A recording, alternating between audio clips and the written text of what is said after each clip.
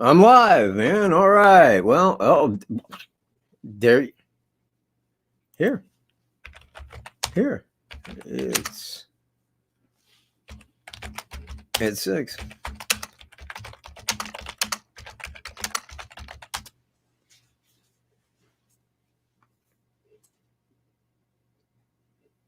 Ay, oh, what? See, and it's still saying like no people.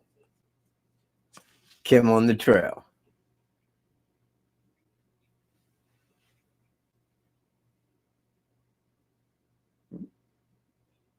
Hey, okay. Well, anyway, you guys are here.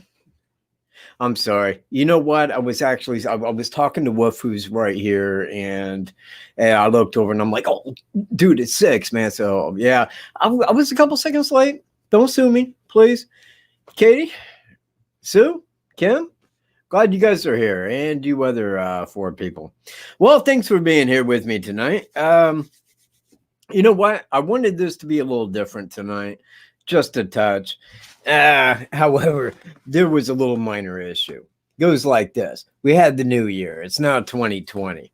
So when I was looking back at my older videos, I noticed that the first time I had ever stated publicly for the record that yes, Thomas Bruce is Bridge Guy was on December 9th of 2018.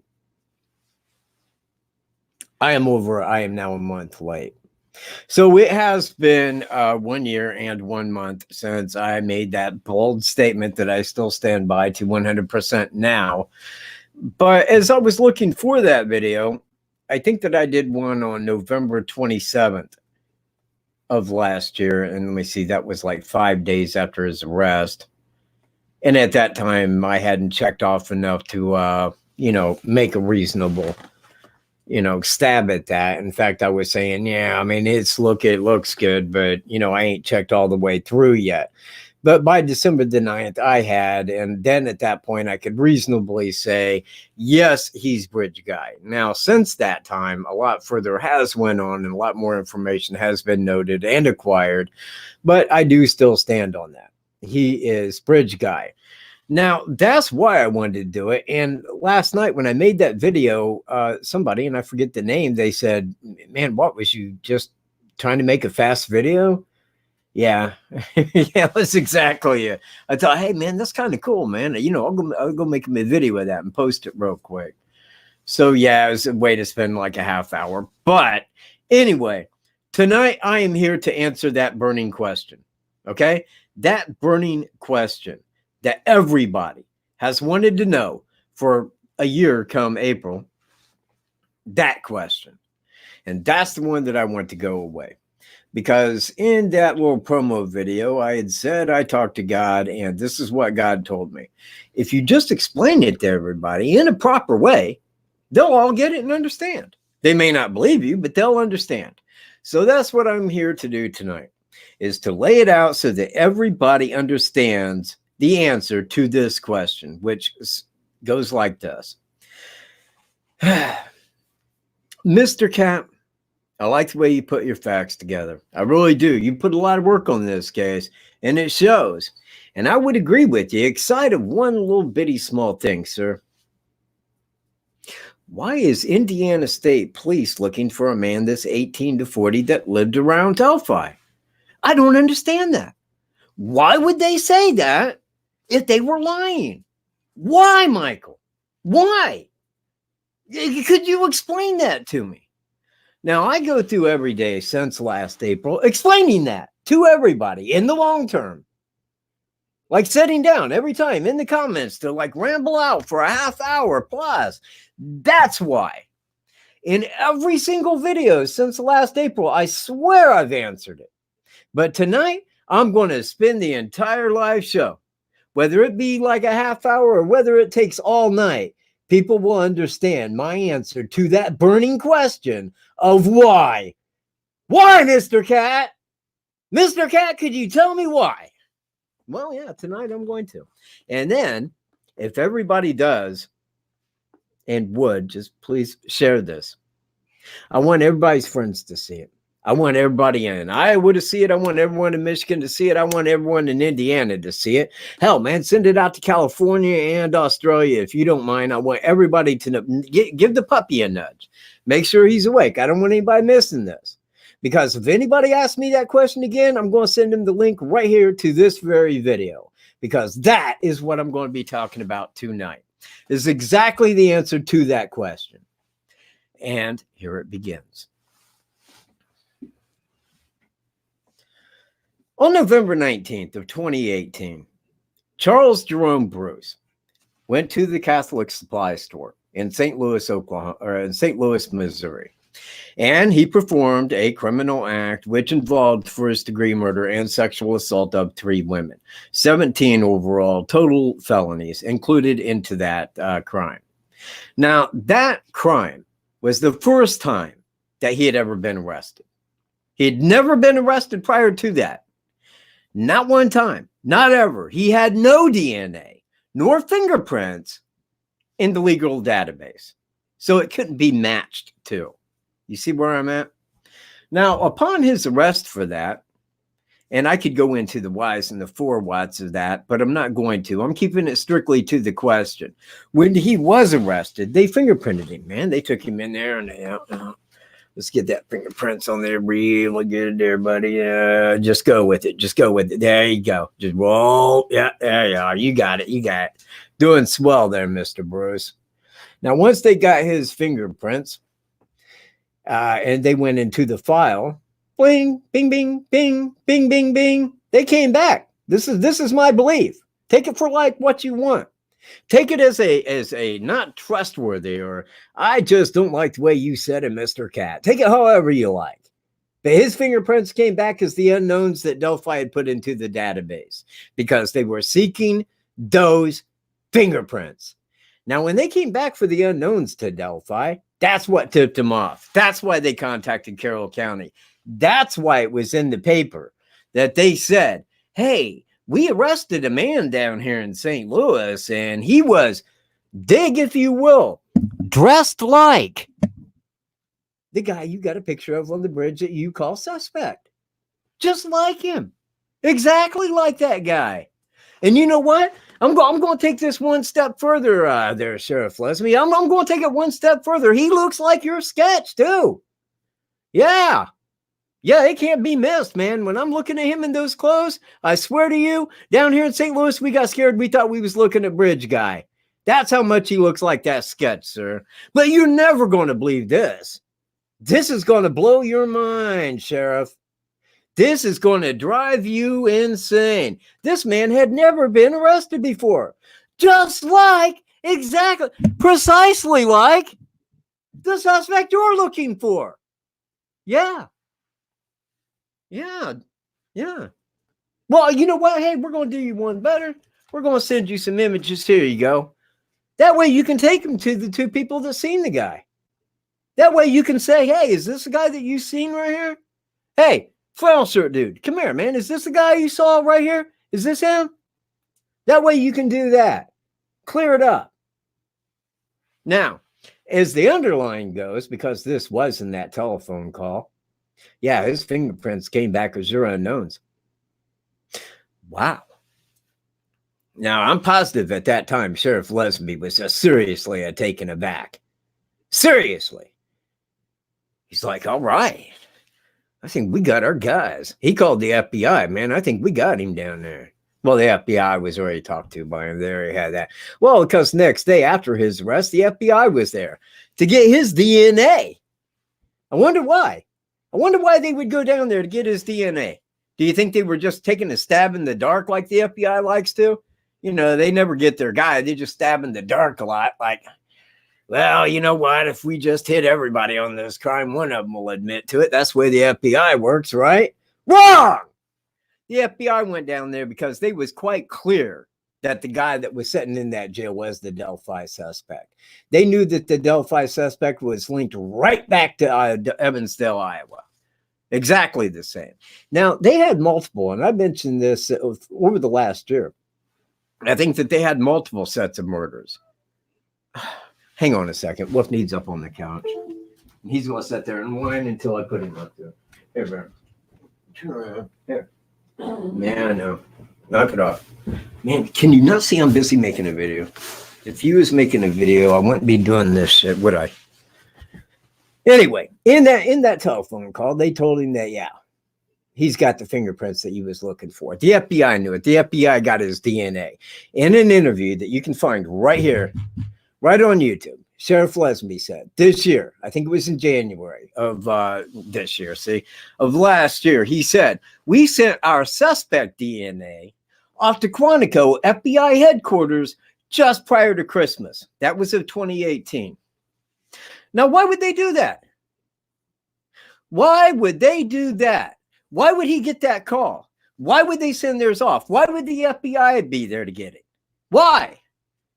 This is the burning question. This is the question that should sear through your mind when you're asking me that question.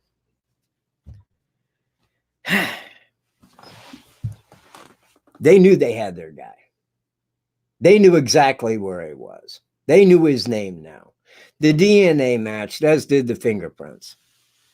They knew who committed the murders.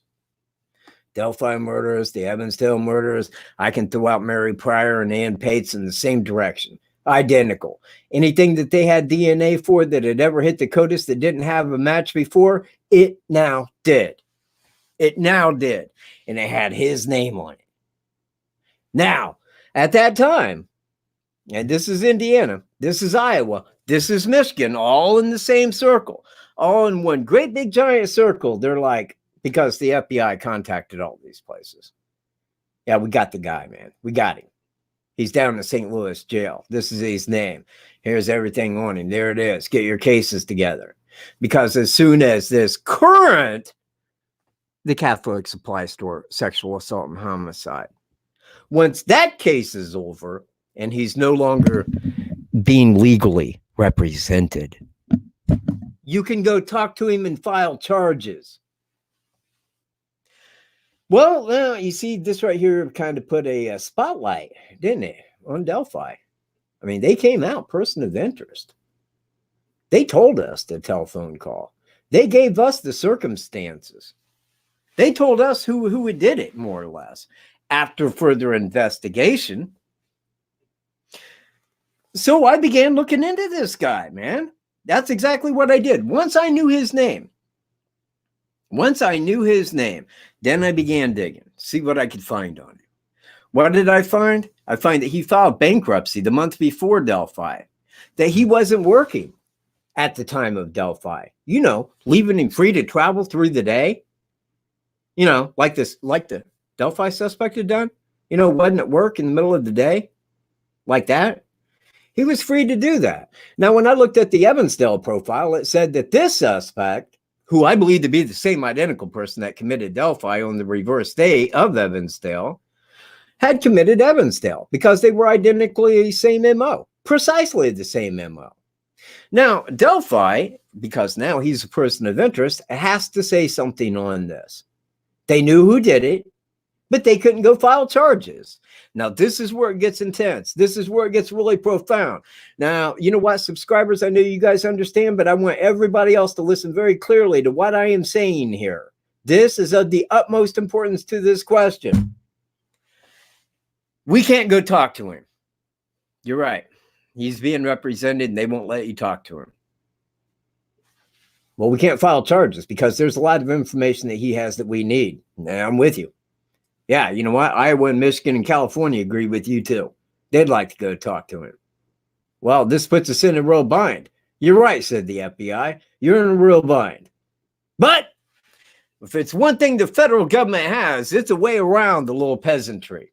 Here's what we're going to do.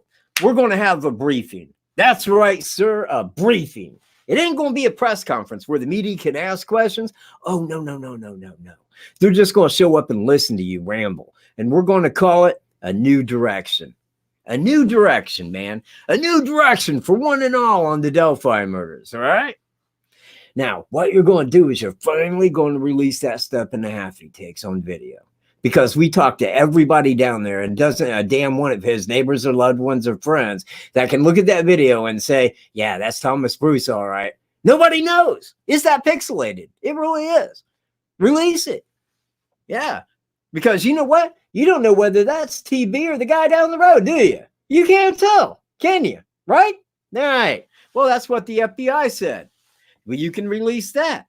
You can also release another word out of the audio that says, guys, down the hill. You know, it sounds like a totally different tone of voice. It was lame to add that. Do they think he always walked around talking in some high-pitched voice like where he said, guys? I thought that was stupid. But then they came out with the big one. This is the shot heard around the world. We now feel that he is ages 18 to 40, had lived, lives, or worked in the Delphi area. That's what we believe. He's hiding in plain sight. That's what they stated. That's what they said. I was saying right down there. I was livid as hell when I heard it. I can tell you right now. I didn't even go. Came right up here and made a live show after the fact because I already knew who did it. But I knew that they wasn't going to announce a suspect because, for this matter, they didn't go talk to him. Do you see where I'm at? They didn't go speak with Thomas. And since they didn't go speak with him, I knew that they wasn't pressing the charges. I talked to Trooper Riley, Kim Riley, on the telephone, and I says, well, he's down there on first-degree murder and 16 other counts. It's going to be a long while till you can talk to him. Would that be the holdup? Or, you know, he's like, well, if you're looking for a reason why we haven't went and talked to him, that will work because we can't. I don't know if you guys remember Daniel Nations. He was a person of interest, was arrested in Colorado. He was an Indiana sex offender on the run that was at a small hiking trail, threatening people with the hatchet. Remember him? He was held as a person of interest. Kind of looked a little bit like the sketch, too, I might add. He didn't look like Bridge Guy. I never thought he looked like Bridge Guy. I never did. But I thought he did look quite a bit like the sketch. I remember saying that quite often. Now, they went out there. Remember the day. We're going out to Colorado. They're going to have a talk with Daniel Nations. They're going to find out what's going on. I'm like, all right. Because I was in cahoots here, man. I was talking to Daniel Nations on the telephone, getting letters from him. I was writing him, man. So I knew what was happening. Now, when they went out there to talk to him, you know, Greeno was here, man. And we're all like, all right, man. Man, what? They'll probably have that Monday. Yeah, man. Yeah, they will. Shit, man, wow. You know, so we're super pumped, man, because we're in hope that, hey, this case is solved. They got their guy, all right? So we wait for Monday, man, and we're sitting here, man, pins and needles. You know what happened that day? That was the day, excuse me, I think that was the day after the Las Vegas shooting, if you guys remember that. And I'm like, what the hell? Like the biggest mass shooting in, like, our nation's history? You know, wow. Oh, this is a real bummer on the matter. But then they did come back, and they did give their statement concerning Daniel Nations. They said, well, we can neither include nor exclude him as a suspect at this time. Well, I knew that before you guys left. I mean, that was exactly what I knew before you left. So now you don't know anything? Well, apparently no. No, they didn't. Because they didn't get to talk to him is why. You see, Indiana State Police, they were stopped at the door by Daniel Nations' public defender, who said, nah, yeah, guess what, man? It's a different crime in another state, and you're not talking to him while he's under my watch. Have a nice day. Bye. Well, if they went down there to talk to Thomas Bruce concerning the same, well, he's down there on 17 felony charges, facing life without parole on first-degree murder. I wonder, would his public defender let them talk to him? I'm going to put this quite bluntly. No. No, he would not. So, since they couldn't go talk to him and get all the required information to end their investigation upon this man, they came out with the new direction. That way, they could hand out a new, generic sketch, one that looks younger. You see where I'm at? Totally generic. They could hand out old information that they once believed, but now they knew was to be false. Well, we believe he's from around here. Well, guess what? I'm from around here. And you know what? 46,000 telephone tips phoned in. The whole population of all of Carroll County, man, woman, and little bitty tiny babies, 20,000. Well, I don't remember anybody noticing who he was. I don't remember anybody turning him in. I don't remember that. If that guy was from anywhere, even the backwoods, man, that was only seen 5 times ever in Carroll County, his ass would have been hit immediately. Immediately. He would have been arrested within a week, 2 at the longest, if he was on the lam. But he wasn't. Now it's going to be 3 years. Now, at the 3rd year press conference, it's going to go like this. We know you're out there, and we know you believe you got us on the run, don't you? You really think you got pulled one over, but we'll get you. We'll find you. It's coming. And you see, and everybody's going, ooh, and they're going to believe. They will believe every word of it. But then again, it could be. It's possible. All I'm saying is possible that they could announce it. I mean, they could. They would give very limited information that would have to last for a year, but they could, because they don't ever want to see me as being totally correct. That's not the way law enforcement likes to treat the peasantry at all. So that is the reason that they are looking for a guy 18 to 40. That's why they're saying crazy stuff like the first, oh, yeah, no, we're not after that guy anymore. No, yeah, we reached him. We reached that bridge guy that we thought was suspect. Yeah, we got a hold of him. He isn't the one. Well, you know, I mean, nobody was advised of this because they would ask questions like, well, if you got a hold of that guy, why didn't you say anything to the public? I mean, we're on your side, aren't we? I mean, don't you want to keep us informed? Well, yeah, of course we do. Yeah, right. But I mean, you know, investigation and stuff. You know, the peasants just can't know about that. But you want to know why? It's because you still got a year, damn near. It'd be October of 2020 till he goes to jury trial. When that case down there ends, you're going to see every state that he's got DNA and fingerprints left at the crime scene. You're going to see every single one of them lined right up at that jailhouse door to go in and talk to him and immediately file charges. That's why. Now, if anybody wants to know, but why are they doing that? Guess what? There's your answer. If you don't like my answer, go elsewhere. Hey, the Gray Hughes guy, man. I mean, he's got a channel. I mean, hey, he uses like Google Earth and drones. He's got that calming voice and those bedroom eyes that everybody loves so much. Go view his channel, man. Go to Facebook and pick through theories, man. You can go to Facebook right now and pick through theories. Go through all of them and pick out all the parts of all those theories that make a theory that you want to make and create your own theory. You can go be that person. Because honestly, and I realize that what I'm saying is a bit difficult. It is. It's a little bit. And I understand that. No one understands that better than me. Look, man, you guys are out there. You're working. You're doing your thing. And you don't have time to sit down and look into this case as I do. And I understand that. Now, I'm saying the most of you. I mean, I don't know about everybody, but you know, I'm saying for the most part, people ain't got all that kind of time. So they do go to these channels to find information out. Well, that's what I'm handing out. That's what I'm handing out, is the information you want to know. And there it is. So now you know. Now you got the answer to that burning question, the one that I tired of writing all the way back to April. That's it, right there. They lied. They openly lied to end the investigation. Because look, after they came out with that briefing, if I called, yeah, hey man, you know what? No, I live just outside of Delphi. But I know a guy that looks like that second sketch, and man, I don't think he was at work at that time. I think he's a suspect. Oh, okay, man, right. And your name is? All right. Hey, thank you very much, man. Thanks for reaching us here. And then they set that over to the side, because if it involved that second sketch or anything that was related to the briefing, it was already given to law enforcement. It's non-investigatable.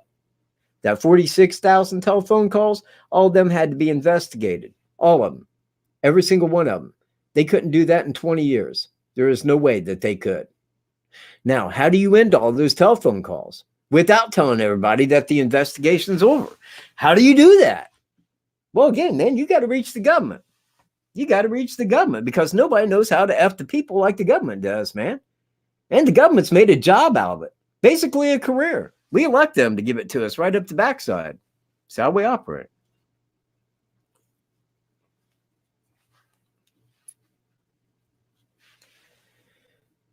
Hate cops? No. No, I don't hate anybody, dude. I dislike cops. Find their job to be quite treasonous under common law. You know, American law. No victim, no crime, that sort of shit. You know, the simple act of us being free. Yeah, well, when you got the most laws on you of any nation on earth, you're no longer free. You're a bunch of dumbasses. That's the fact. Anybody that likes to get on their knees, show love to cops, F off. I don't want to be around you. You're too stupid. That's me.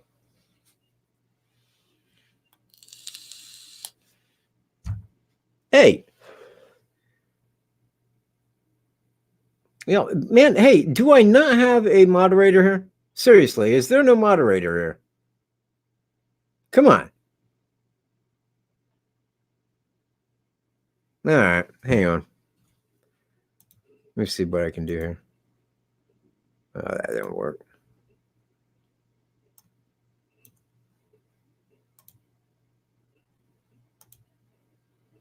There we go. All right, fair enough.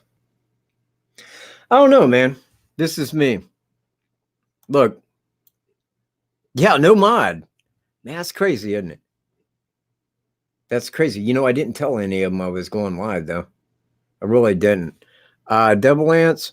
Shit. You know what? I can't do it on here. Quick second. Let me go back over to here. One moment, everybody. I'm doing what Michael J. Cat's got to do.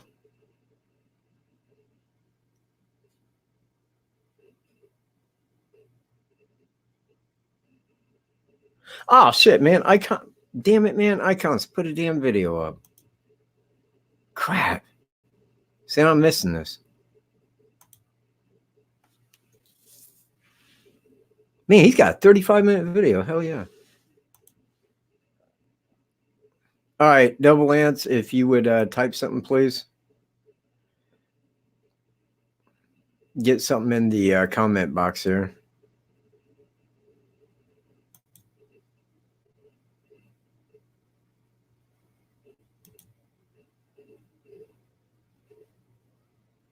Get something in the comment box here.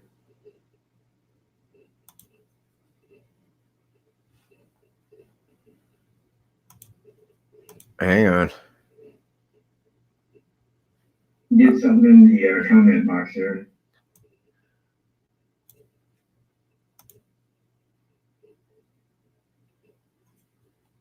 Hang on. All right. Now you're a mod, Double Ants. That's the sign for get rid of them. They're causing an issue. Which brings me to another subject that I wanted to touch upon while I was live. Earlier today, this dude, and I think you guys, well, anybody that creates YouTube videos would know the kind of person I'm talking about. It's the kind when you originally read what it is that they got to say where you're like, wow, I wonder what this effing troll's about. That kind of a person. Well, they're on there, and they type into my comment area, look, dude, I'll buy you out. What will it cost me to make you go away? Well, that was a very intriguing question. It was a very intriguing question. I was thinking, what would it cost? So I answered it, as I normally do, with as much common sense as I have, you know. I tried to throw it out there to the person. Hey, you know what? For me, this is easy, man. This is easy. It's as easy as 1, 2, 3 for me, man. Say I was a person that owned a television. And I had my favorite show, man. I come in from work and I tune into my shows. Now, let's say after my show, there's a show on that I just don't like. It don't fit with my sense of cultural programming. I don't like it. You know what I do? After my show's over, take a guess, man. Do you think it's turned it to a different channel? Exactly. If you don't like my content, leave. When you show up to watch my fucking content, you're a douchebag. When I have you banned off my channel for being a douchebag and then you go cry about it, you're called a little bitch. So take it from me, little bitch. If you don't like what I do, go F yourself. Because I don't give a flying F. God, man, it's like talking to 2-year-olds. Like short bus 2-year-olds, not normal ones. All right. So, yeah, if there's any trolls in the audience, give them the Aladdin. Get rid of them. Send them on. Have them go home and cry for a while. Hell, they can still come back and give me a thumbs down. It's called a view. I don't mind. In fact, I would like 1,000,000 thumbs down. Can you get me that, trolls? Can you do that for me? Well, if you can't, you're wasting my damn time and yourself. God. Oh, shit. Wait, what? Oh, crap. Hang on. You know what? I got to do this again. Sorry, everybody. This will only be a moment. Quick second. But hey, if you have a... hold on. Let me go right down to here. If you have a question, there's the number. Cool. Oh, man. President Trump's live, too. Man, I'm missing everything. Pick some weird days to do this stuff on. But I thought it was a year. It wasn't a year. It was a year. It was actually 13 months ago tonight when I called it. And there it was. See, 7 thumbs down. There's 7 people. You know what? I know full well, man, in this month alone, I have sent more than 7 people elsewhere. Hang on, man. We're going to get a little feedback there. You know what? I know full well, man, in this month alone, I have sent more than 7 people. Let's see.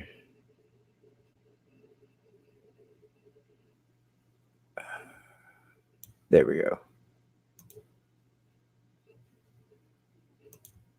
Okay, there you go, Sue. Sue, you are as well a moderator now. Same with Double Ants.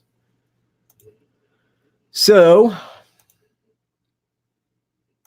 provided y'all don't mind, it's not like I ask you up front, but hey, you know, if you don't mind swinging me a favor and do like mod stuff, like, you know, some of this or,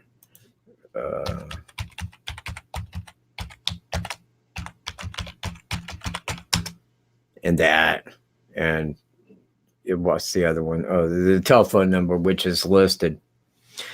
So, if there's anybody that has any questions on what I've said, because everybody, it appears, look, man, a lady got a hold of me. And again, this goes back, I think, this morning? Was it this morning? Because I hadn't had enough caffeine at that time, and I did not want to deal with it.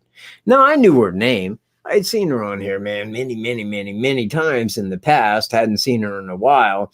And she asked me that comment. She asked me that same burning question that everyone comes back and asks, always with different wording, always in a different way, but always identically the same exact question. Well, how is it that they would do? But they wouldn't lie. They wouldn't lie. Dude, this is America, man. They're law enforcement. They wouldn't lie.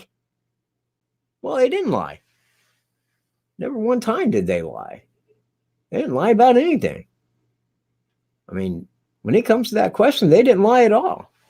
They gave you the information that they had. They hadn't went and talked to him, so they have not finished their investigation on him, nor can they file charges till they do go down and talk to him. So they didn't lie. Everybody makes it sound like they was lying. No, they wasn't lying. They was not lying. They was just misrepresenting the truth a bit. In a way, and in a manner as to keep people thinking that, We're still looking for that guy. We haven't found him yet, but we're going to. But deep down, knowing that he's sitting in a St. Louis jail. And that is why they did that. That's why it wasn't a press conference. That's why people believe that. And they don't believe me. But guess what? In 1 year's time, you'll all be on my side, whether you like it or not. I don't care what you think about my channel. You will be to my side because you'll go, well, yeah, I guess he did do it. Son of a bitch. Well, I guess that Michael J. Cat wasn't that stupid. After all, a little antisocial, perhaps, maybe. Hang on. Oh, well, I'll be dead gone. Well, it's a little odd. Hello. How you doing? Yeah, I'm doing. How are you? Okay.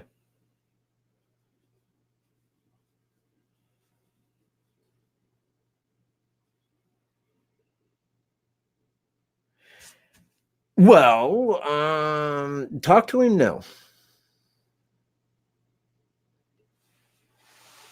Well, I have my deductions, of course, typed out. I could send that to him.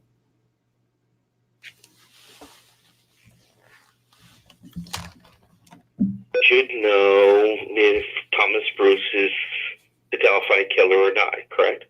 Yes, he does. But I'm saying that's my suggestion is to support your theory, you need the officer to concur with you. Well, but I guess that the point I'm making is that he wouldn't. I mean, look, if I went to Tobe Lesenby, if I went to the sheriff and I said, Tobe, you know, you agreed I could ask you a couple questions, so here they are. Thomas Bruce, did he commit the murders? Well, you know, look, man, there's 46,000 plus persons of interest. He's just one of them. We haven't went and talked to him. So you know what? Your guess is as good as mine. Actually, in that meantime, everybody's a suspect because there ain't nobody in jail for it. Do you have any more questions, Mr. Cat? And that would be the end of it. Because that's the same thing he's answered in relation to any person of interest that I've asked about. That's how every cop would answer it. Yes, but the only way you're going to really know, to be honest with you, is if you really ask him on it, because what you just did of an impersonation is technically an assumption on what he would say. What do you mean? You just tried to do a narrative of what he would probably say, but the thing is, factually, you kind of don't know what he has to say. Well, what I'm saying is, I'm asking you as one of your new subscribers, can you, on your time and day, either physically in person or on the phone, right? I've done. Go ahead. Talk to him, even if it's live. It would be. To actually give everybody a view of what he really thinks of this situation. Like, I mean, it really would validate your theory. Okay. I'll side with you. If I called him, and you can take any side of this that you would like as far as like how he would answer, but in so knowing, as I believe, and I'm just pointing to myself, as that I believe that he knows that he is the suspect and the person who caused the damage there. How do you think he would answer in so knowing that? Do you think that he would just like break down and say, yeah, look, man, don't want it cast around, don't make a video about it, but yes, he's that guy? Or do you think that in relation, because it is investigation, and he sent me the Indiana code, basically instructing me that investigators don't hand out that kind of knowledge because it's part of the investigation. How do you answer to you, Mr. Cat? Yes. I couldn't really give you an answer because we're going into a theoretical thing, and I've watched enough with you that you want to keep it factual. So I can't give you an answer on a factual basis because we're now going into a theoretical I understand situation. Well, because and that's the problem with this case at hand is there's too too much theoretical things going on. It's Agreed. been 3 years. Yes. And quite frankly, anybody that's new, old, and whatever it is, we got to, as the family had put it in my PM, people just need to go to the factual. And if anything, as the family has told me, you got to go directly to the source. And the only thing that I have done, because I have a theory, I did keep in contact with Toby itself, not because of what you have, but I'm a different person. He just put it this. Yes. You have to factually, 100% without a shadow of a doubt, place this person there exactly at that time and date. Well, now you're changing the issue a touch. Explain. Well, you started, have you asked him about it? And I says, no, I haven't sat down, nor have I got on telephone and asked him about it. However, we have asked about other persons of interest. And it always came back identical because they're law enforcement and they're not going to tell you. Now, it wouldn't matter if it was me or if I was some bigwig media guy that went in and asked him. He's going to tell me the same damn thing that he's going to tell them, because they're not going to say, yes, he did it. And that is no way to get fact. I mean, yeah, I could do it so I could put it on here and people would view it. But as far as it getting me somewhere, it hasn't up to now. I know the basic answer. I know how law enforcement asks. Then you change it to, well, but you're not placing him there. Well, here's kind of the difference between me and law enforcement. Law enforcement has investigators, detectives to go do their questioning for him, to canvass the area and to get their information. You sound like you were in the military before. Okay. Were you in the military before? Yes. Can I ask what your MOS was? 95 Bravo. Which would be Military Police Corps. A military police? Yes. Okay. My MOS was 71st Lima with the Navy.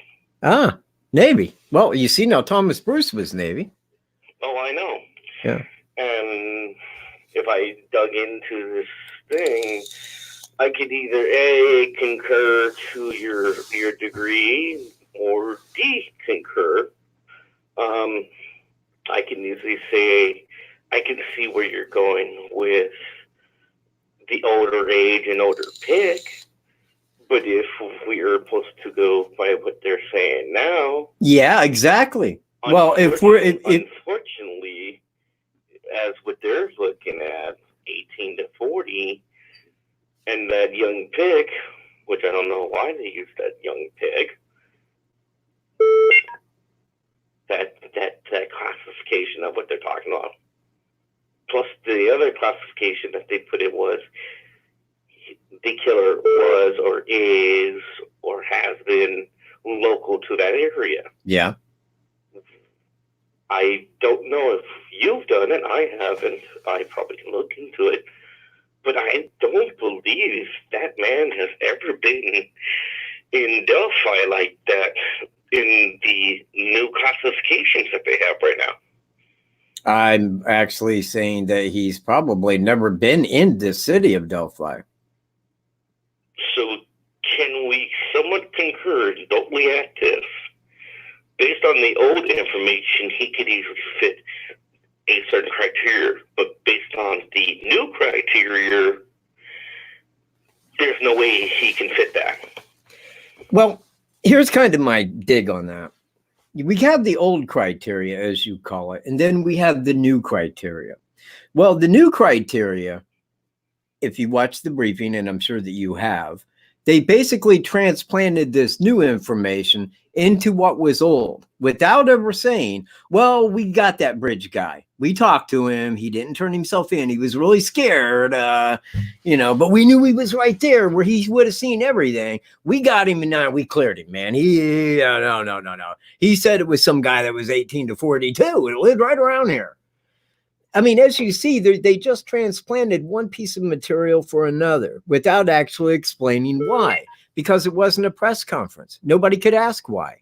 Okay, I'm reading on the board. It looks like some of the people want to call in, but I do want to save this. Oh, go ahead, man. I am publicly apologizing to you and saying sorry for all the past 2.5 years on and off of all the horsing around and trolling.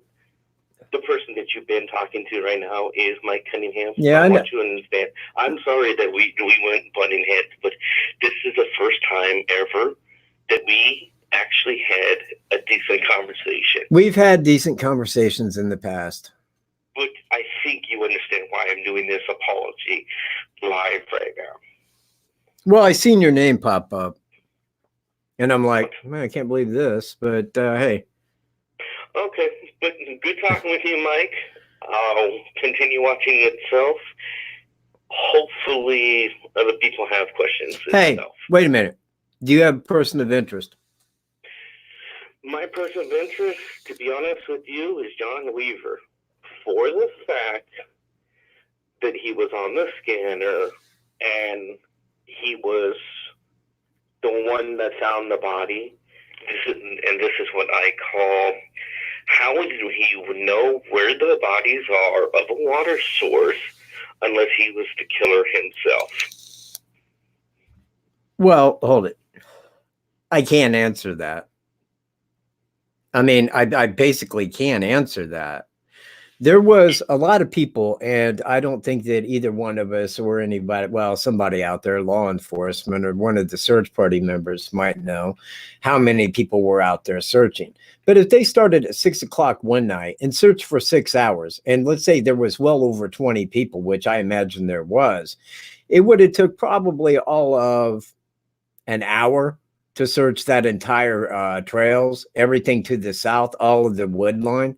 Every bit of it.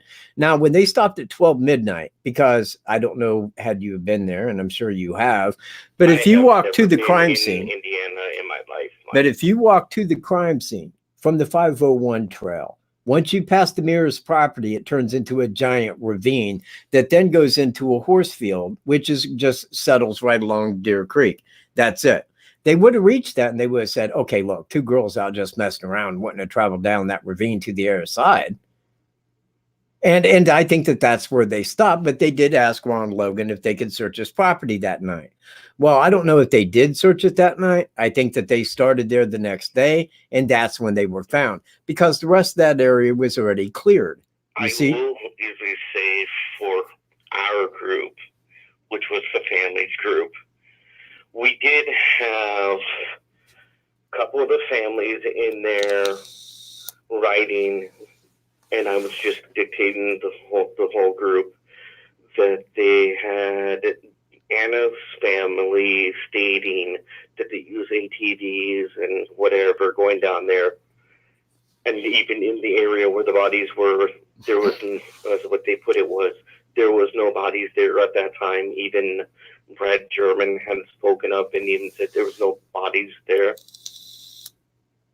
So they're trying to figure out is how did the bodies get there when we apparently searched that area? And like I said, they stopped at 12 o'clock. Yeah. The only thing I can think of is from my timing is 1 to about before 4 because they redid go search in the area with the fire departments. The interview with the newscast actually shows that too.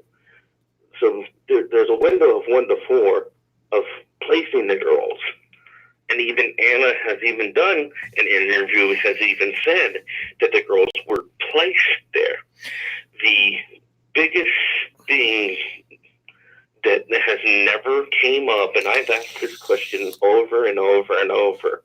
Please ask. I cannot say that Libby went into the creek, whatever it was in the water. That you can't prove anything. The big question is, was Abby's shoes, socks, and pants ever wet? Nobody knows that answer except for law enforcement.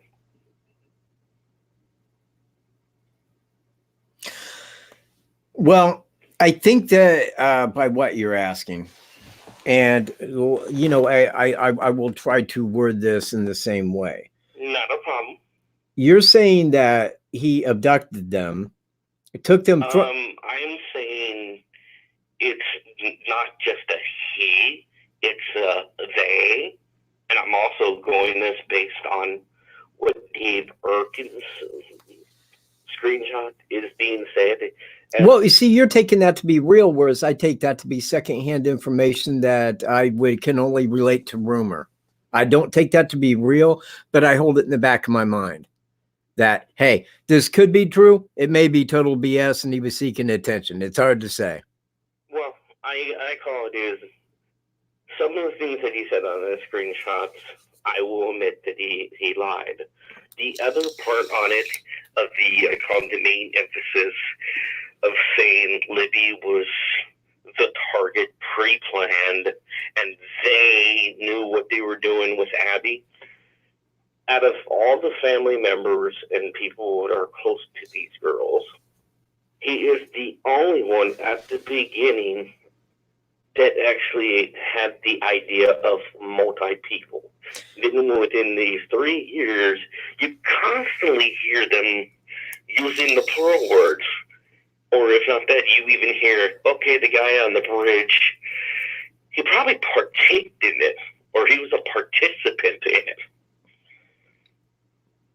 So I always wonder. Okay, but now look. Why are they doing these white lies? My only answer is, even speaking like a military person, you're just doing this because of a deceptional tactic to mislead the real person that's really doing it. Well, okay. However, I mean, that is the same as saying like, okay, 2 people did it or more for that matter. This amount of people did that. And we got a hold of the one, but he ain't talking. So we need to draw that other guy out. Well, look, they got DNA minimally. They may have fingerprints, and I believe that they do. Now, if they knew or they had a suspicion of, you don't think that they would get a warrant and make sure that they had that DNA and fingerprints immediately? I do. I would think so, but I'm now going to go with the explanation of an actual murder. If they have partial DNA and there's not enough markers, they're not going to run nothing.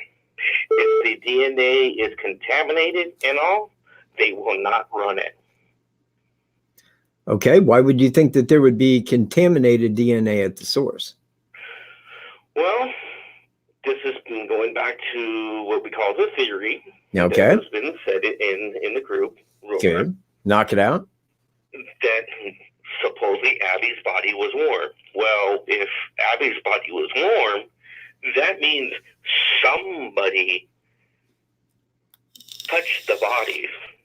That means you've now contaminated the situation at hand. Touch DNA. Correct. So what we have in this case is you have a lot of touch DNA, but it's mixture DNA. And if there is a direct DNA of, say, that killer with the touch DNA, when they go down to what they call the allele count and statistics threshold, it just gets keep on complicated. And if they can't get enough of the numbers, the forensics and all, they will not use it in the court of law. They won't even dare to say, we need to make the rest. That's why I think what there is we probably have enough circumstantial evidence, but we do not have a direct physical evidence or even a physical witness to say, you know something, I saw Joe blow dude's murder. So well, no. At this point, nobody saw the murder. A confession. Nobody saw the murder aside of the person that did it. Correct.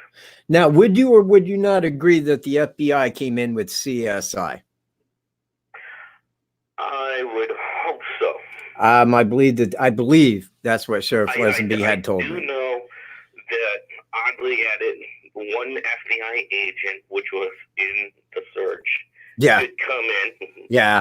Massa said that at the interview itself. Yeah, I thought that was odd. So I I just looked at it as if they think that this has anything to do with Derek's past at all, they're going to keep this as confidential as it gets. For how long? You see, I agree. How long? I'm following your theory, but the thing is that your theory has like, man, they got all this evidence, but man, they just don't have the right piece yet. And it probably deals with Derek and numerous people. Look, man, Doug Carter came out at the briefing and he said, I want you to remember, because, and I think he said that because the word guys was in a higher pitched tone than down the hill, that this is one man. This is one voice. It's this guy right here that we're looking for. There was never a mention. In fact, I think that he was right then saying there wasn't two people there. It is a one-person crime, and this is the guy we're looking for. Now, again, if they had partial DNA that they couldn't work with, why would they send the suspect DNA out to Quantico? If the FBI already knew it was worthless, why do it? I mean, why? I would love to answer that. Yeah, so would I. I can't even answer it. I just look at all together as there's probably something in the back of the scene, behind the scene, things going on that we all would be questioning why, and they probably might have the answer why, but they are not going to put it out to the public, because if this killer is still out there the way they are putting this and still on the loose, I think they more want him to be in an isolated scene and let him feel comfortable for what he's doing. Then, hey, guess what? This is who you are and everything else. We now know who you are. We played our cards. Now go run. Okay. Basically, if you and I can think like in military wise, this is just reverse psychology on everybody, including this killer. All right. Are you watching live? I'm watching live, but the thing is, I'm not going to have the volume on due to the fact. Okay, well, stay on the phone with me. Stay on the phone here with me. I want to show you a little something here real quick. Okay, just let me put this on mute, and we won't. I know it's going to be a 10-second delay. Okay. Tell me when you're looking at the map, same as I am. I'm looking at it, but let me get this to the live part.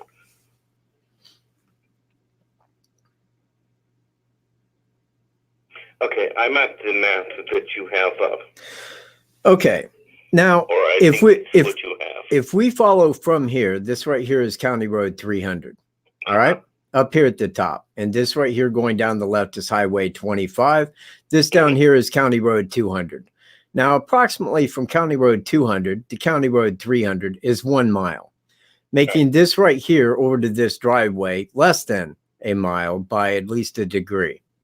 Now, all of this area from here where they'd come in off of 25, all the way down to the bridge here and back, all of this area up to here where the ravine is was searched that night, all of it, except for over down in here in this little area. Now, all of this was cleared, and probably back over to here as well was searched the next day, back into these woods and back over to here. But right over past here after midnight, that's where they ended it. Now, they asked Ronald Logan, who lives here, if they could search his property. And he said, yes. Yes, you can. You most certainly can. Do know, now, then they went back. Bring your mouse over to where the Deer Creek, where it says E in deer. Up here? Yes, perfect. Okay. A little bit up. Up here? Yes. Over there is Miss Robinson's house. She described on her interview that the backyard of their house, that it was lit up like a football field. Yeah, I bet it was. And she also stated that there was a lot of police presence in her backyard and in that ravine area of searching. I imagine they so. Even had ATVs kind of going into that sectional creek area is, kind of near where Monty Eblin's cabin is too. Okay. So I'm looking at a kind of fairness. They could have been off by 300 feet of searching. Well, yeah. Now here's kind of my quick take. You have 2 girls that are missing from Carroll County. The FBI is showing up because it's on the reverse date of Evansdale, and it fits the MO 100%. I believe, and this is me, and I think I can take this as an exactitude. They were circling this all night long, looking for those girls to either A, come out, or anything other than, because they were gone. And if they weren't still at the crime scene here, if they weren't at that trail, then they were abducted.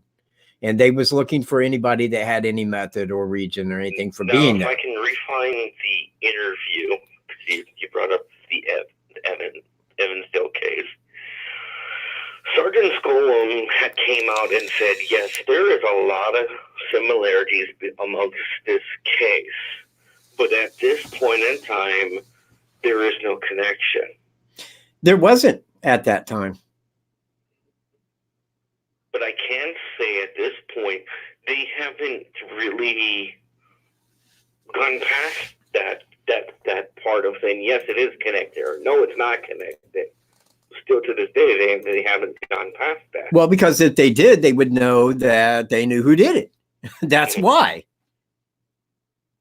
I mean, you see that they can't come out and say that they're connected. They would say, "Well, why do you believe that?" I do believe there's some connections itself, but unfortunately, did we lose connection? No, I'm still here. Oh, okay. I thought we lost connection. Unfortunately, here's the thing that most people don't understand this. There was API that is not hired from the families that has done its homework on here. This person that I know has gave countless hours in, put a lot of money in it, and I'm gracious that this person did it. But right now, on that person, there's a lot of things that are going on behind the scene that they hope that an arrest comes very soon. And when this arrest doesn't come, everybody, including myself, are going to be in a big shock, like it was that person the whole time. No, wait, hold on. I mean, I will agree with you on the shock level, 100%. But how do you think that you would know this person when it does come out? And I want you to remember that anybody that you think it is has already been touched upon by the FBI. I'm looking at whoever the main person is. It's nobody that we ever had thought about or even mentioned, compared, and etc. Well, would the not exact same hold true for Thomas Bruce?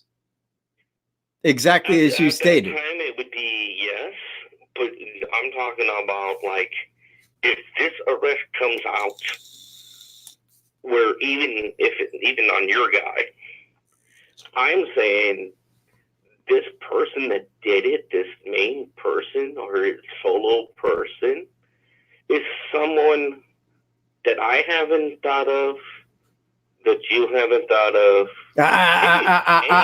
Hey, wait. Michael J. Kett does not like to be put into that basket. Thank you. Okay. Because if I hadn't thought about him, I'm just saying, I wouldn't be making this video. I have a feeling we're all been wrong. Well, and you know what? And look, man, I mean, I'm talking to you as Mr. Cunningham here, all right? Mm-hmm. Everybody is free to believe as they wish. I mean, everybody is, man. That is our American freedom, that, hey, man, I can believe a Boulder went and did it if I so choose to. All right. I can believe that. But the thing is that whenever somebody comes onto my channel and I'm doing a live show and they say, I don't think it is Thomas Bruce. Fair enough. Why? Well, I don't think he was there. Okay, cool enough. But guess what? Don't want him watching my channel anymore. They get in my way. Mm-hmm. Now, if they came on there and said, "Hey, I don't think it was him." Okay, why? And they gave me a good answer. Hey, you know what? I see where you're coming from. Fair enough. But nobody does that. When people come on to challenge me on that, they're on here to be a douchebag and nothing further. That is my upsetness. I think that's what YouTube is really all about. Is Well, where the douchebags come out. Yes. I agree with you, and that's what I tell them. I say, hey, look, man, if you don't like my channel and you don't like my content, why don't you go elsewhere? Why do you continually sign on to watch it just to be a douchebag? Now, nobody's answered that question for me as of yet. I could probably only assume just because I can be the one of the all. Sometimes I just do it just to see how you do a knee-jerk reaction on it. And my knee-jerk reaction is ban him and send him down the way, let him create a new account and give me a thumbs down. That's me in a nutshell. I think that's like a lot of people, to be honest. Yeah. You're not the only one that does that. Yeah, because why? Why would I continually confront that? Why would I want my life to be like that? Now, again, if somebody came on my channel and said, yeah, I don't think it's him. Well, why? Well, I have these reasons here, and I would read right through them, same as I always do. I read the comments, but you know what? If what they're saying is a bunch of garbage, I send them the one. I am going to read a question itself on there. Okay. If you want to, on it. It's from Stuff Morales. Oh, hey. Michael, unfortunately, there's two of us. One question. What about the emails? Did they check all the evidence again? What emails? That's what Stuff Morales asked of the question. Well, I want to know what he's talking about when he says emails.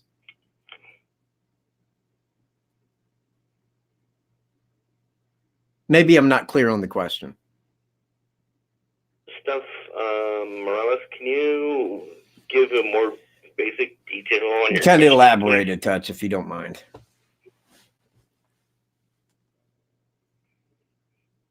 Because I mean, emails, I don't know what emails.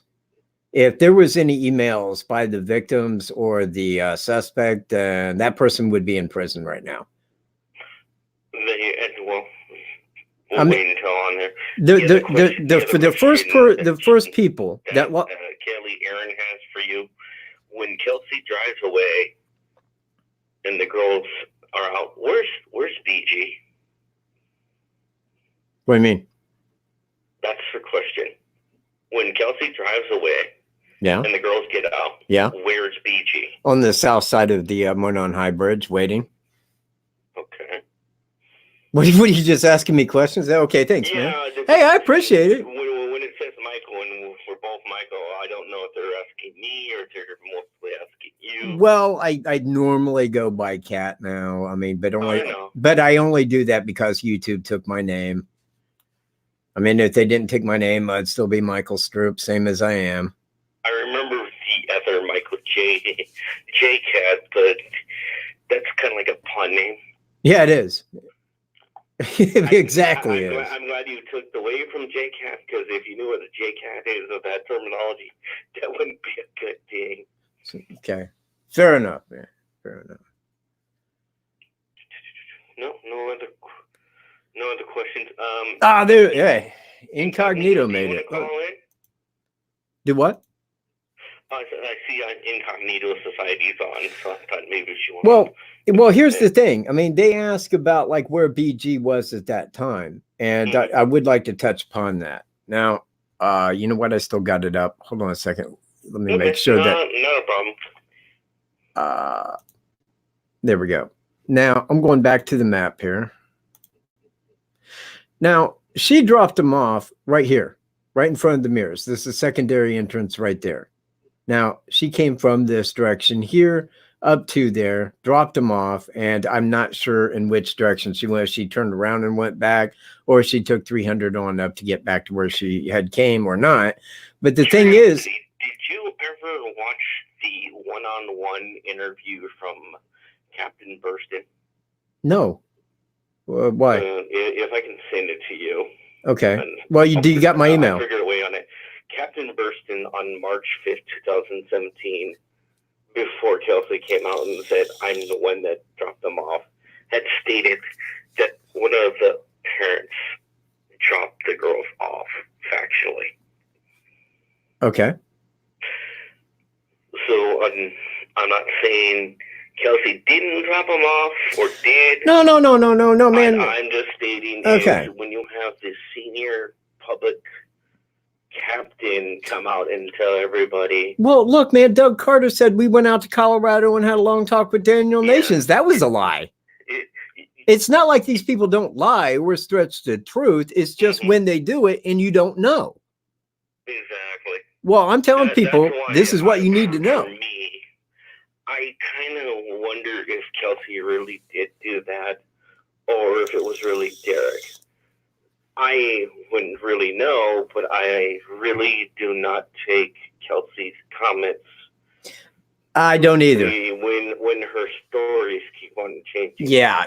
And I noticed that right away. And that's why I say I steer away from family when it involves the investigation, because they only know what the family knows. They don't know the investigation as law enforcement does. That's where I try to keep it to fact and circumstance. Because if your theory does not fit the facts and the circumstances, then it's an incorrect theory. Would you not agree? Agree. Okay, well, then that is why I try to keep it that way. Now, when she says, when I dropped them off, there was 42 to 43 kids there. Wait, what? Hold it. Look, this is a February day. Then she comes back later with Gray Hughes. Oh, I didn't really mean it like that. I meant... Well, I told people immediately that it was wrong. I said, if there was 43 kids that was there when that happened, every damn one of them would have seen BG. Yeah. Right? You see where I'm at? You did call that off, like no, Kelsey, no. Right. No. But then again, she also went to the part like, oh, I just dropped them off and left. So I'm like, that's what she did. And I was like, so what did you really do that day? I mean, usually within 3 years, you stay with the same story. You don't exaggerate the whole thing. Right. And I don't care if the family hears me saying it. That's exactly what she has done. She hasn't, to the point of saying, oh, yeah, by the way, both girls had jackets, but when you look in the picture of Abby, that's not a jacket. That's a sweater with a hoodie. So I've had this question on there. Why would the family lie so much like this? What is there to gain out of that? Well, you know what? This goes back to, well, I'm going to say it's one of the girls' mom. Okay. And everybody should know who I'm talking about here. Mm-hmm. Now, when she was on national television, I believe it was Dr. Phil show, she said that, like, well, everybody wants these photos to be clear, because at that time it was just photos. And she goes, and the FBI told me this is as good as it gets. We reached Disney, we reached Pixar, we reached NASA. This is as good as it gets right here. Okay. All right. Fair enough. Except for one thing. They weren't photos. It was video. Yeah. Okay. Agree. And it being video, would probably be a lot more clearer than precisely still pics, and it wouldn't be zoomed in. Precisely. Exactly. So we asked Sheriff Leslie about that. We said, well, we know it's video and it was taken from her phone. Yeah. All right. Well, why don't you release that snapshot of that step and a half he takes on video without the audio? People could see his gait. They'd get a clear picture. Well, now here's my question to everyone. Went out. You can't hear, you couldn't hear me? Yeah, I can hear him. Just saying it looked like your chat box went out a little bit and now it's back. Okay. So here's my question. If they got video, and I could speak to anybody that has a cell phone with video on it. Mm-hmm. If you took video of a guy walking, it wouldn't matter how far away the guy was. When you watch that video is pretty crisp and clear, is it not? Yes. Okay, then why is it that this video is that distorted and pixelated? Why this little video at that little distance away? Why is it exactly? Why is it so pixelated that even when we watch the video, it's pixelated exactly as the images were? See, exactly. And I think that was purposely done after the fact, after they knew who he was. They said, yeah, we don't want this coming out all crisp and sharp. And man, can we pixelate that out? Oh, yeah, dude, man. Hey, we're the government. We got everybody working for us. Hell, man, we can make it look like a Snoopy cartoon if that's your desire.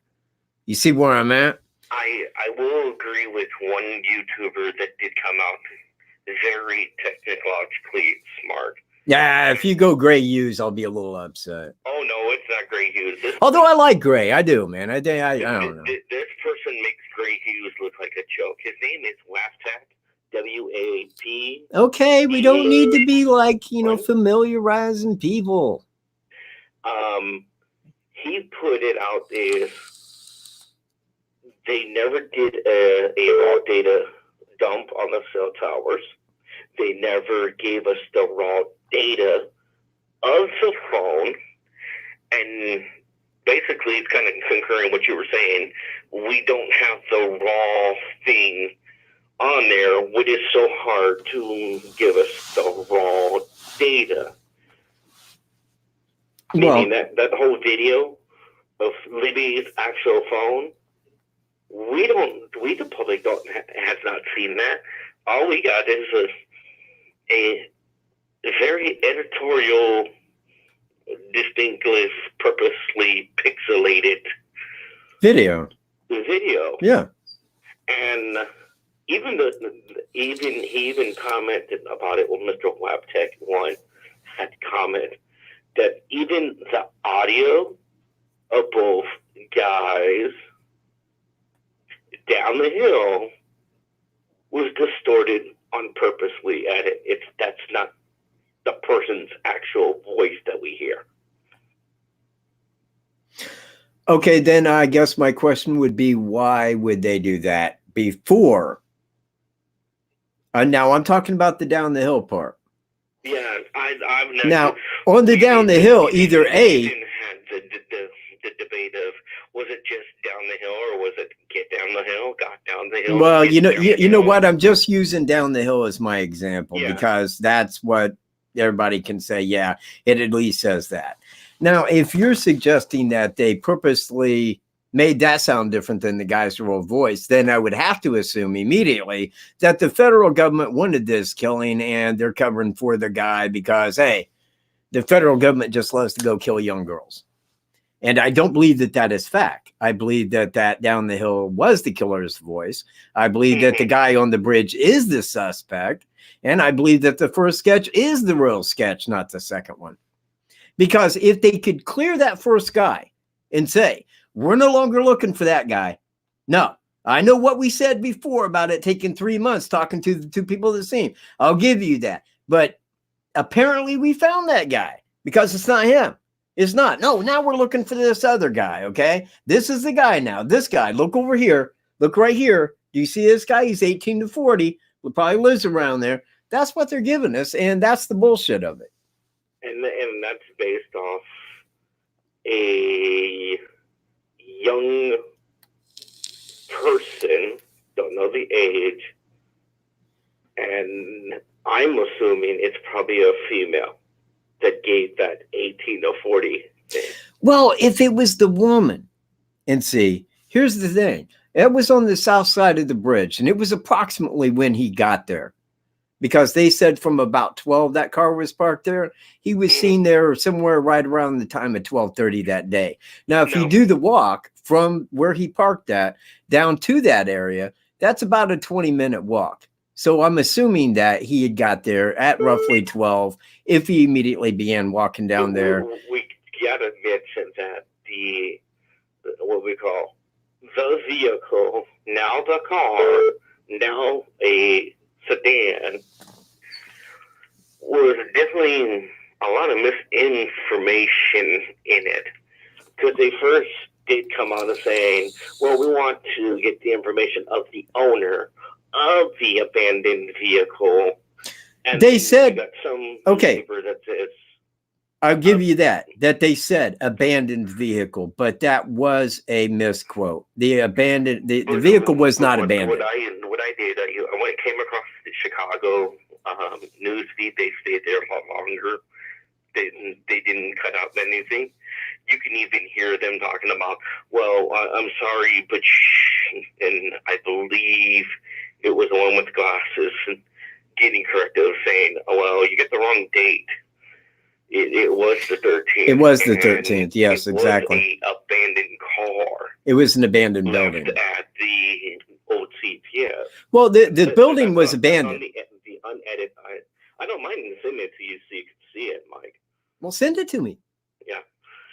But the building was abandoned, not the vehicle. If the vehicle was still there, they would have everything they need. Would you not agree?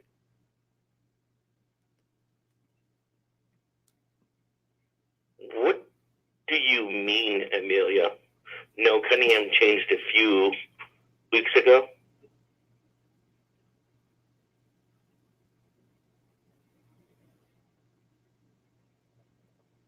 Do what? No, I'm just reading the board on there. Yeah. Right. Okay. Well, what I'm getting at is they said abandoned vehicle, and they also said the 14th. Both of those were a misquote. The building was abandoned, not the vehicle. If they had the vehicle, they would have had everything they needed on the suspect. You with me? Now, of course, we know it was on the 13th that he was talking about, not the 14th, because everybody and their brother was there on the 14th. Mm-hmm. Now that building, the CPS building, is now gone. I don't know if you knew that or not, but they. Yeah, I knew about that because the Google map of when I looked at it has updated. Mm-hmm. And a little off subject itself. If you ever talk to Anthony itself, do tell him thank you very much for apologizing to me. I did get to see that video way later. And I do accept his apology if you ever get to talk to him. Okay. I will. I will send your apology along. It's about what I'm damn time. He apologized to me the other day and stuff on his video. I just got to see it. So what I'm just saying is just tell him I'm accepting the apology. I know I gave him my apology on there, so me and him have squashed our situation. I believe with this conduct between me and you, that we both have basically, I hope you accept my apology with you. You know what? I'm an angry man. I'm a very angry man, and my emotions are very clear and very precise and cut from a mold. But you know what? One thing I am is very quick to apologize and say I'm sorry. Okay. I was about to just joke and saying, like, well, if you smoke a little weed, you might feel a little happy. Yeah, dude, I can't do that on camera, bro.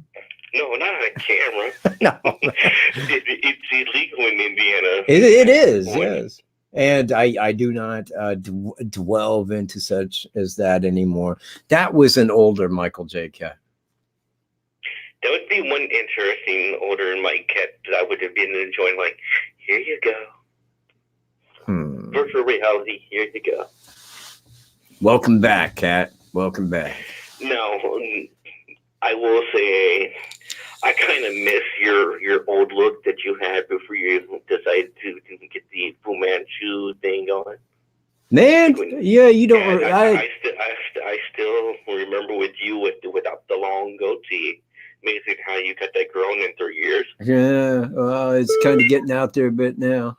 A little bit. And I hope your dog is doing good. I know how that is. He's my life, man. He's the only puppy I got. Mm-hmm. I love him the most. But you know what? I'm around my dog 24/7. I'm not other people, so you gotta love your dog. Nothing wrong with having a dog with you. As they say, it's always a man and its companion. That's right. So that's my work. I do plan one day to definitely go out and at least visit Indiana itself to see what that rural lifestyle is like.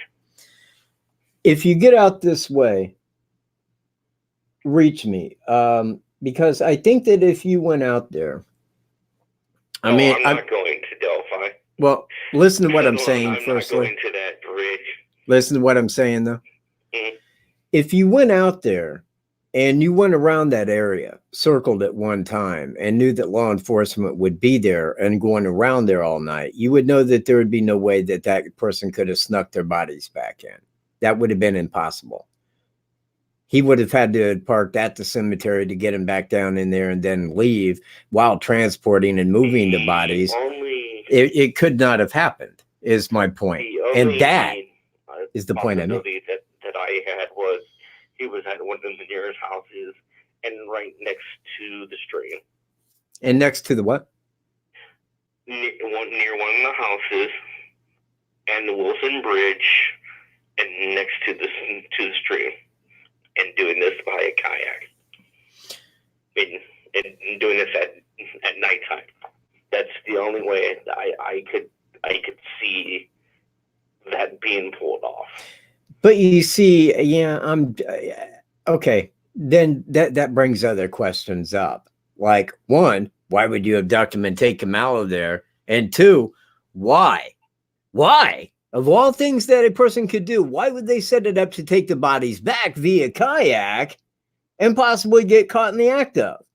Why wouldn't he take the bodies to another stream elsewhere and do that rather than take them back? Because that makes it too messed up. My answer to your why is the person that did this, based on the theory that this was against Derek, this was a message kill. You snitched on me, you did something that affected my life, so I took one of your life. So it was like a life for a life situation. Okay, but you see, I've heard that theory for 3 years. Mm-hmm. And I tell everybody the first thing that the FBI does is check friends and family immediately. First thing.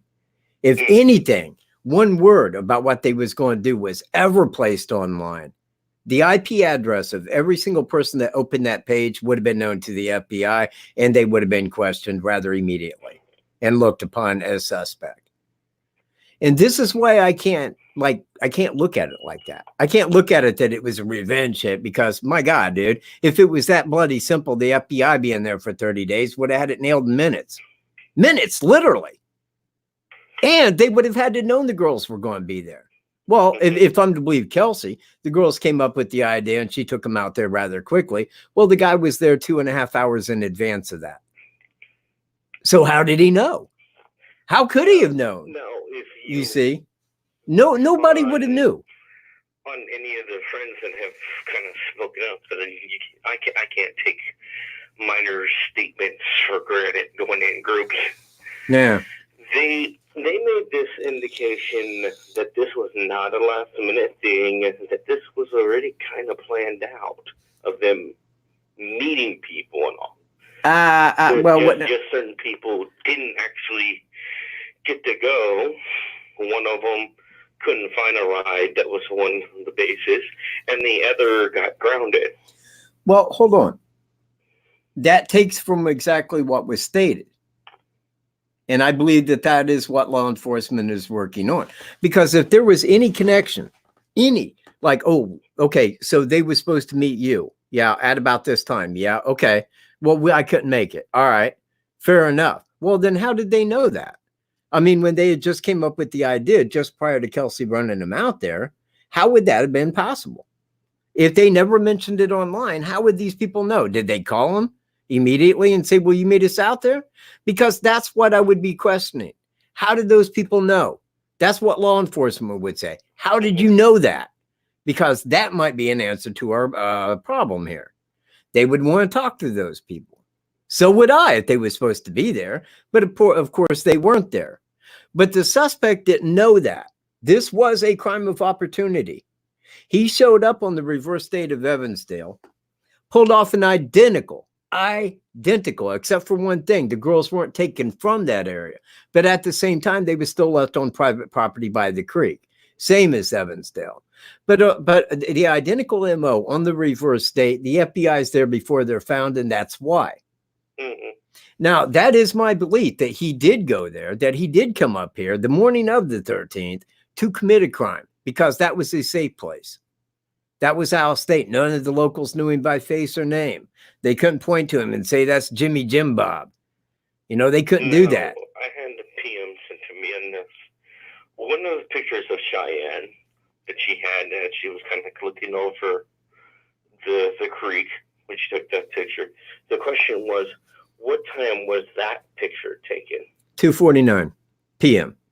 No, not the one at the far end, but in between it. Like, it's literally got the creek in the background, and she's on the platform. Okay. I can't tell you. I mean, I could maybe if I was looking at it, if there was a timestamp, but I mean, I could draw that out. There's no timestamp because this was right. Well, very much edited out picture of it, but I knew it was Cheyenne's other picture that she took. But what I'm saying here, it's a picture where she just got onto the bridge, heading towards the south, past what looks like the second platform, going on to the third platform. On the right? If I was facing towards the south, it would be the left. Okay. If I'm looking back at where the plank and the big tree was, it would be on the right. Okay. She's looking literally over the well, tree. Here's the thing is that third platform on the left is the same one that I feel that the girls were around or on when they got that video of it. Mm-hmm. Well, and it's not very far. Actually, the one where she took that picture the first time is to the north of that by one pedestal, by one platform to the other side. Mm-hmm. So I know that when she got to the first one, it was 2:49. That was the timestamp. Also, her caption was, I was there around 3 and I didn't see them. Well, she didn't see the suspect either. Now, we do know that flannel shirt guy arrived 10 minutes after her. Okay. Mm-hmm. And they did. The suspect was walking out as he was coming through, heading down to Monon Bridge. So within that 10-minute window is when he came out of that wood lines on the north-hand side. Would you not agree with that? I agree. Okay. And that is my point. We know that she made it to the bridge. He may have seen her walking, because if I was coming out there and I committed a crime like this, my eyes would be to the north and I'd be looking for any hikers. That way, because I don't want them to see me coming out of that area. I don't want them to look at my face and remember it. I'm sure he didn't want anybody to see his face that day. We got very lucky with that. So anyway, he was looking to his north. Now, if he's seen Cheyenne and he's right there on the Mears property, he could have just got behind a tree. He could have stayed hidden until she got to the bridge, walked on out. Because he had 10 minutes and he was hoping nobody would be between there at the 501 and where he parked his car. Unfortunately, flannel shirt guy walked by him. Now, flannel shirt guy didn't get the details the lady walking her dog did. She talked to him for a minute, but they did walk by each other. Maybe, hey, how you doing? You know, as they walked by, because there was no reason for suspicion. So I don't think that he gave the most of the details. I think the lady walking her dog did. You see where I'm at? But we know that there was that 10-minute window from the time she got to that bridge to the time that flannel shirt guy seen him. That's when he came out of that wood line. Now, again, I'm saying that guy didn't come back and put those bodies there after midnight. That didn't happen, man. That does not even enter into my equation in it. Okay. I mean, do you see where I'm at? It's like everything fits into a window of the timestamp that day. And everything can be placed within a time. She got to the bridge, didn't see or hear anything. But the guy arriving 10 minutes after them, he crossed paths with the suspect. Thomas Bruce, about your age? He's 45 days exactly older than I am. He was born on October the 15th. I was born on November 30th, same year. No, this is where I call just the killer itself. Okay, go ahead. You're an Indianan. I'm not. Right. 43 degrees with 9 miles per hour coming from the north, 8 drop of temperature. that would be technically in February consider cold to you? Dude, like 50's cold to me. Okay. Yeah, I hate cold, man. Everything's cold to me. Now, we know that Libby had blue jean pants on. We know that Libby had gray sweatpants on. And BG had blue jeans on there. Yeah.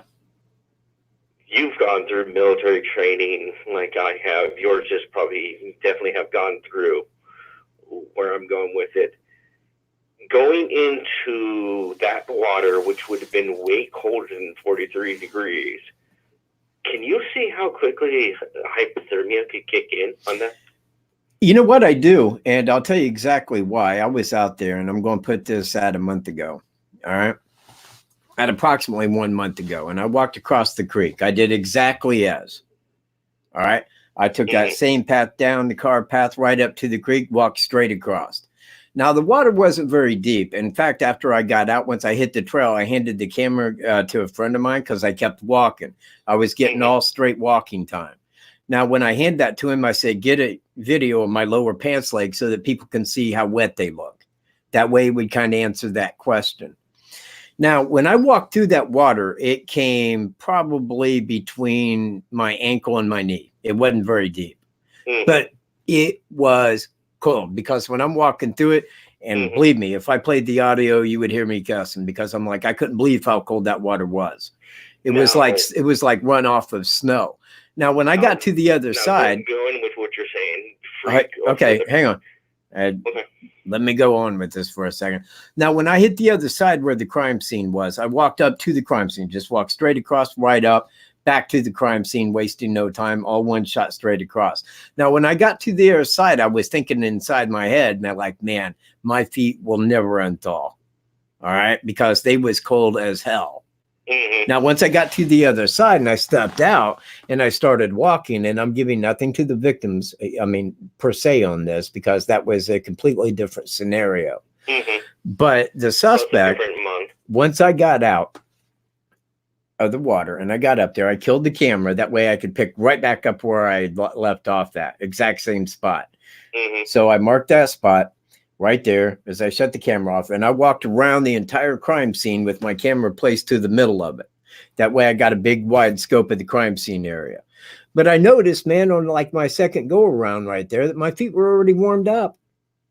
They were already back to about normal temperature. Now, what about your legs?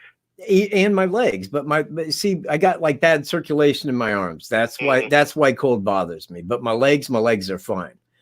But yeah, I mean, even at that, but you know, that I won't say there was difficulties, but would you say there was sometimes that you felt like you were slightly slipping because the rocks had moss? No, you know what? Right there in that area where they crossed that, there's not really much in the way of rock. It's basically all sand. In fact, you can see like on the satellite map where they got those like sandy spots in the middle. That's because it's a real shallow type area. Now, when they went through, I do believe it probably would have been up to the girl's waist, like right in that area. Now, the other day I watched John Kelly Profiler, and he's like, well, in February, that water could have been up to their necks. And I'm like, well, why would you say that? Because if it was, the phone would have been pretty much downstream, one. And two, if it was or if it's in her pants, the phone. If it was up to their necks, what you said, it would have been up the waist. If she put the phone in her pocket, the phone would have been technically waterlogged. Well, this is what I'm stating. That's exactly what I'm stating. They wouldn't have got it in perfect condition. We're left at the crime scene. But what I'm saying is, unless they had some technique to get it, there is no way you would be able to extract out of the phone. I understand that, and I mean, I've said that. I'm positive the FBI could have done that. I mean, like even if it was wet, they still could have got that information back out. Well, the group that got it was called ICAC, Indiana cyber task force. Okay. Go on. So they're extracted the phone, but they put it out there. It's like, well, we really didn't get it from the phone. We got the video from the iCloud. No, they didn't. I've talked to technicians, and they said that's not possible. Yeah, they didn't. It was from the phone. And I think that Sheriff Lesenby confirmed that to us, that it did come off the phone. It wasn't like off of a cloud where they got it. Look, if they got that video off of a cloud, the video of him off of a cloud, it still would have been in perfect condition. It would have been as perfect as the phone made it. It wouldn't have been all foggy and pixelated. I look at it, and I'm looking at it being females, trying to be more PR on it. A female doesn't have to put it in their pocket. They could put it somewhere else. Well, you know what? We don't know where it was. Well, aside from one thing, I don't think that she held it in her hand the whole time, because that would look very silly. You know, her holding it right like that and it being on video record. But if, you know, when he turned around, and I believe what he did is he came from the south side when the girls got to the south side. He came from the south side heading north, may have said something to them, probably a little creepy and extreme, and walked up to see if anybody came down the 505. Because once you walk past that pedestal where they were, up so many yards, you can look right over and see if anybody's down there at the water on the north side. Upon seeing that, he turned around. She hit video record because now it became a matter of emergency. That quick. That fast. That guy turned around. He's coming back. Now, hang on. There is no way that we would know where that phone was placed. Anybody that says otherwise is just repeating rumor. We don't know whether it was in her waistband, a pocket. We don't know. But I'm telling you, if she had it in her hand that whole time, even in crossing the creek, the suspect would have been, why are you carrying that phone like that? You see, but if she stuck it in her waistband or something along that line where it still could have got his voice, that's what she was in hope of.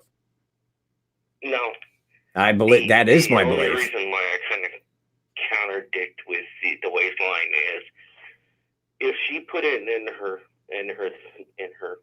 waistline like that, we've been told by what's his name, J. Kyle Kaner, that the pants and other things were in the water, which would mean he would have been like, oh, there's a phone right there. Okay, well, wait. Hold on. Okay, let me ask this. I'm going to make you the suspect for a minute. You get these girls to the other side of the creek, all right? Okay? They're to the other side of the creek where you're going to commit this crime. You're 50 feet inland. Why would you take their clothes and throw them into a creek that you know there's hikers down there that will see those clothes? Mm-hmm. Why would you do that? Nobody would. No one. And that's why I draw the line. Mm-hmm. That's why I'm saying that. I think that that's more rumor than anything. He threw those stuff. Like, come on. Why in the fuck? Why would he do that? There's no sense in it. The question is, why did the suspect even leave the phone if he knew she had it? Well, okay, everybody's got a phone. Everybody. Everyone.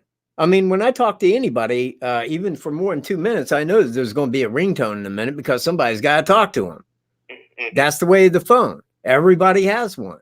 The thing is, the suspect didn't know it was on video record. If he knew that, yeah, he probably would have took it, tossed it, destroyed it, something. But he didn't know that. It's that obvious. If she stuck it in a pocket or a waistband where it could record his audio, that's what she wanted. She didn't know she was going to die. She did. I don't believe that she knew she was going to die. At least, regardless, recorded or not, I would have thrown the phone in the creek, no matter what. Like, nope, you ain't gonna find this person. It's in the water now. Fair enough, but again, I do believe that the FBI could pull any information that was on that phone off of it, even if it was in the water. I'll call it is in this sense. Anybody that's in government, from FBI, NSA, and CIA, whatever it is, Homeland Security, they can pull up anything. They can turn the phone on anything. It's the government. Yeah. Plain and simple. Big Brother can do whatever it wants. Well, the FBI can. That's the thing I have never understand on this case is she had a iPhone. How it's like why couldn't the FBI find that phone that day? Well, think about it like this, man. You got a girl, and I'm just using suspicion here. If they both go out to a creek and they're going to take pictures and have fun and hike, they probably had that phone on full 100% before heading out. Now, when they get there and they've taken a couple pictures, that's it. I don't think that there was any nothing I seen where they called somebody from there. Now, they get to that bridge. This guy turns around. He's heading back toward him, and they're like, okay, this could be an emergency. We want law enforcement to know about this guy. Now, he said something when he passed him. He had to have. Otherwise, they never. Okay, if it was a fellow hiker coming from the north, why would you click it on to begin with? If there was never anything said, it's just a hiker at a trail. You see where I'm at? That's why I think that there was words exchanged up front. We never had the factual now, hearing. Okay, now hang on because I'm still kind of finishing up here. Yeah. Now Sorry. Nah, it's cool. Go ahead, man. I was saying was Becky or one of the family members had mentioned that the girls made a comment of, is that guy still following us or that guy, is that creepy guy still following us? One says yes, the other one goes, mm-hmm. That's what I think what made them decide, so I'm going to record you because you're creepy. You're following us. But here's the thing. Here is the thing. They would have had to have seen the guy and related between them that he was creepy prior to either one of them saying that. Now, John Kelly Profiler mentioned that and said, well, what if that creepy guy is a moniker? What if it is somebody local that the younger people regarded as Mr. Creepy? I mean, couldn't that be possible? Yeah. Well, now that's what he said. Of course, I called him out on that. Because, look, man, anybody that would have been called Mr. Creepy by local kids would have been the first person pointed to immediately, would have been an arrest rather quickly if that was the case. Now, again, I want to go back to what John Kelly Profiler said about it being up to the girls' necks. If the water level was up to the girls' necks, the area where they were found would have been flooded. It would have been that big, that the water would have been that tall. Because when I walked through, it was this deep. Up to their necks, my God, what would that be? 4+ feet. I mean, it would have been 3 feet over its normal water level. I'll even admit and disagree with him. The area was not 5 feet at all. Even the helicopter views of the searchers even proved that in most of the areas, even where they lined up, they had it up to the waistline. Yes. No. I'm in full agreement with you. What I'm saying is John Kelly Profiler is now hopping on like ridiculous theory and rumor to make a case. Now, this guy is a professional profiler. He's the one that profiled Gary Ridgway. He's like on reality television shows, the ones that like change people's minds and crap. Yeah. Now, him being in such a position as that to take theory and rumor and then run with it to get views, I found that a little insulting. Mm-hmm. I did. And I told him as much. I says, look, man, it's kind of embarrassing that you would hop on that. It really is. I mean, look, hey, I'm amateur here. I'm an amateur. I can sit here and say as I please. I can hop on any theory I like. But, I mean, if I was in his shoes, I would be very watchful of my wording. Because, yeah, I wouldn't want to look stupid. I wouldn't want to look like I'm on YouTube trying to make views for added money. I mean, geez Louise. This guy's a professional. He's got a freaking team. People to go do his research and investigation. Mm-hmm. I don't know, man. That kind of bums me out. I don't know, man. People will go for views in any way that they can. Hell, I even use trolls to make them. I don't care. Yeah. You know that. No, I'm curious because I saw this back in the days, and I know that this organization is very known to lie. The group that was called Missing Persons of America tried to indicate that you were the one that made a sketch, but I'm looking like Mike doesn't know how to draw. Where did you get that? Or do you remember ever getting a blame saying that you made a sketch? Oh, me? Yeah. Yeah, man. You know what? I don't know how that ever came out like that, man. No, hell no. My God, no. In fact, when I seen that, I just threw it as like, okay, here's somebody just making shit up. I don't know why anybody ever said that. I had no clue. They even attached one of your old videos to it. Yeah, you know what, dude? I can't draw a stick figure. That's a fact. I can't, man. I have no artistic ability like that in me at all. I'm still there. Yeah, go ahead, man. I thought you said, oh, like we disconnected. Oh, no, huh? No. No, all's good. But I am hearing another call coming in, like, but it's not on my side. No, it's on mine. I think someone wants to call in. Well, they've been doing that, man. They usually do that to be a wise ass. Oh, okay. I assumed you would know. You got call ID. You could see who's calling in. Well, if I wanted to, but actually, I mean, I was kind of in the middle of talking to you. But I mean, when you're ready to finish up, I can take that guy or woman or whoever it is calling. I mean, it's good to keep it on. I don't mind calling right back and at least giving room for anybody else. Yeah, go ahead, man. Okay, I'll watch along and then we'll just play it by ear. Okay. All right, man. You have a good evening, dude. And apology accepted. Later. All right, you can call in now. Whoever you was that had to be ringing, you can now call in at the number suggested right there on your screen. Anyway, if I get, see, that was rather quick. Yeah. Hey, how you doing?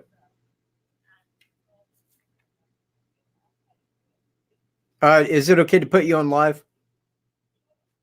All right, go ahead. Hi, like I said, I had a question. Did you see anything about one of the girls' emails? No. And this young guy supposedly had sent it to her, unknowing to another guy, and he said something about her being 14, and that he shouldn't mess with this 14-year-old girl, because supposedly he was supposed to meet her the next day. I don't know anything about that. You should research it. Well, yes, but wait, man. See, there's kind of more that goes along with that. If any part of that was real, if any of it was real at all, don't you think that that's the first place the FBI would have looked while they was there? Yeah, you would say. No, I know. I already know. And that's why I draw that off as rumor and not really real. Or if it is real, it has nothing to do with the investigation in this case.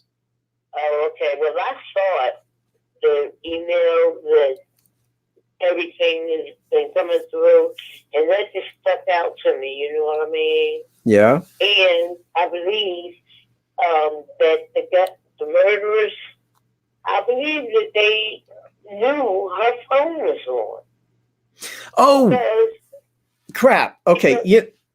Hey, hold on one quick second, because this is in answer to Mike, who had just called. I remembered what I was going to say. 1 second. And this will be quick, man, but it's also an answer to that.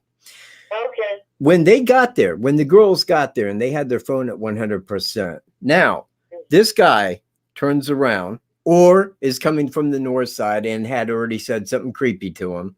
I don't buy into the Mr. Creepy thing. I think that that's like more just speculated rumor and didn't really happen. But I'll put it to you like this. If she put that phone on video record, stuck it in her pocket or whatever she did with it, How long would the batteries last until they was fully dead? An hour? An hour? I mean, like, I don't think the phone would have lasted an hour. Now, when they said they was pinging that phone, well, what was it pinging back with? You see where I'm at? That because that phone would have been deader than all get out within a short time, provided it didn't hit the water and go dead in the meantime. Go ahead. Yeah, that's another question. How is that? Like, I can't understand that. How? I can't understand that. It's something about that. But I wanted to say, for the girls, they have love all over the world. I'm calling from Pennsylvania. Oh, Pennsylvania. I like Pennsylvania, man. My family's from there, you know, originally. Oh, really? Well, Pennsylvania Dutch. Yeah. In the rural area. But anyway, oh, yeah. Well, man, we was from Highland County. Go ahead.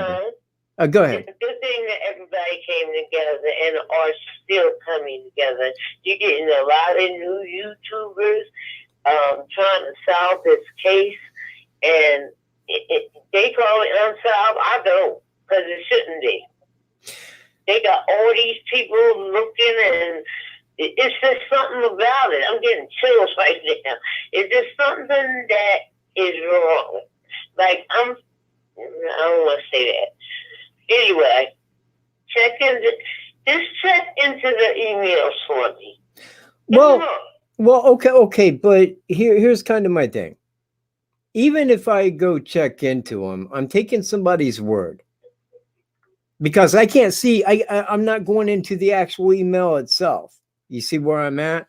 Now, if I'm taking somebody's word, just like the guy that found him, if I was to take his word, or if I was to take somebody else's theory upon their thoughts of it, well, then what I'm doing is I'm opening myself up to, well, anything's possible. But the thing is I already know the protocol by the FBI. When they go in, they're going to search the friends, the family. Those are the two people they want to talk to right away. Yeah. Friends and family of those people. Anybody that knew them, anybody that knew that they would be there, the people that dropped them off, anybody that was going to meet him there at that time, anybody who was at the trails at that time, they canvassed everybody and they got all that information. If it was anything, anybody that could have been pointed to legitimately offline, that person would be behind bars right now, and we would have known about it 3 years ago. Unless they don't want to tell us. Well, why would they not want to tell us? Why would they wait 3 years and play us along? It's something. I don't know if it was the money or what. Well, again, people point to money like that's the objective. And in a way, it is when it comes to the peasantry. Nothing more law enforcement loves to do than to take the peasants' money. But at the same time, nobody's sitting there making all this jack capital off because like 2 girls dying. They stretched this. It's gone. It's went around the world 3 times, and it's not going back around the 4th. There is not all that big money capital coming out of this. So why would they continue it for that reason? And I never believed that it was about that. I never did. I never believed it was law enforcement. And I don't looking at every aspect, trying to look at every aspect of what could have happened.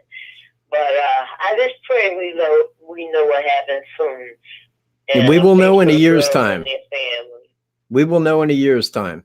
I can tell you that much. In 1 year's time, we'll know.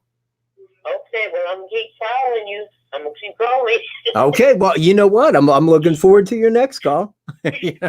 I'll be back on Tuesday night, 6 p.m. Eastern. Bye-bye. Bye. So, let's see, where was I here again?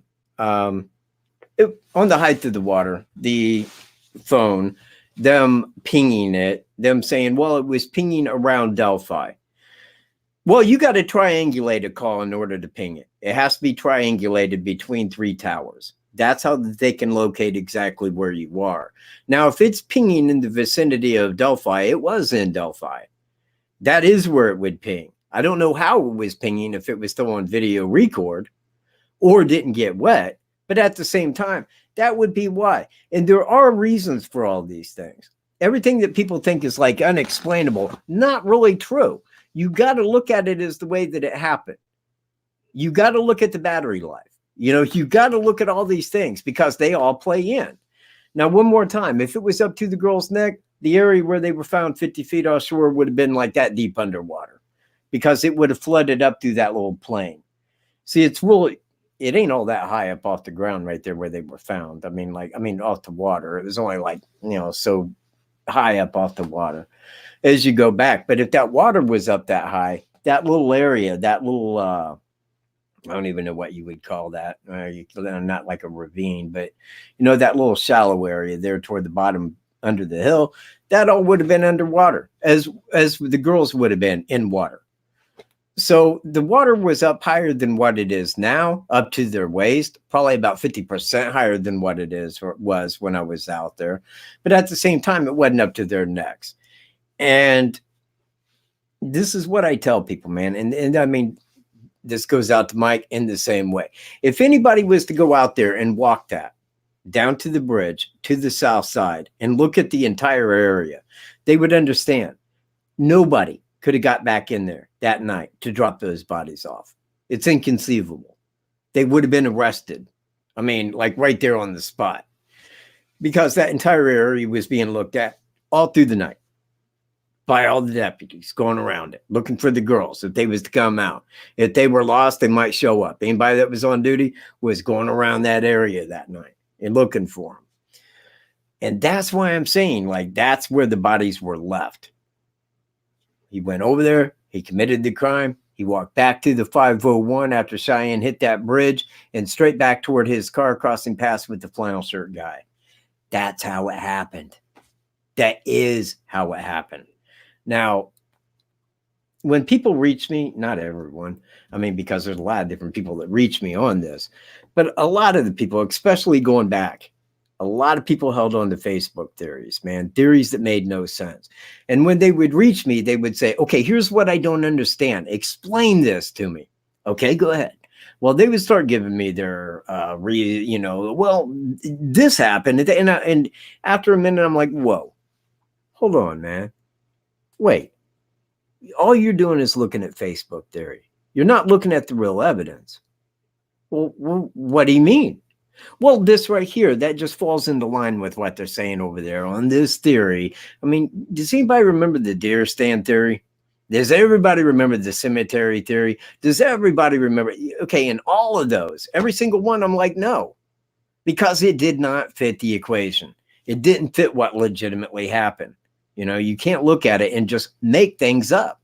This guy wasn't a super technical, like, computer hacker. This guy didn't set it up way in advance online. The guy, it didn't happen. If it did, the FBI would have had the guy immediately. I got videos somewhere where the FBI was set up in Delphi. Satellite communication direct back to Quantico. They sat there for 30 plus days looking over everything, all of it, every aspect, every piece of this investigation, trying to make connections. The whole issue is this, man. The man had never been arrested. That was told to me at the end of the first year's press conference by Trooper Kim Riley of Indiana State Police. It's like the man had never committed a crime. Well, how can you say that? Is it just because his DNA has no match in the database? Well, he said, I can't comment on that. And maybe he has committed a crime, but we can find no traces of him. That told me they had more than DNA. Because if you're looking at DNA, you're looking at very specific violent crimes, not any crime.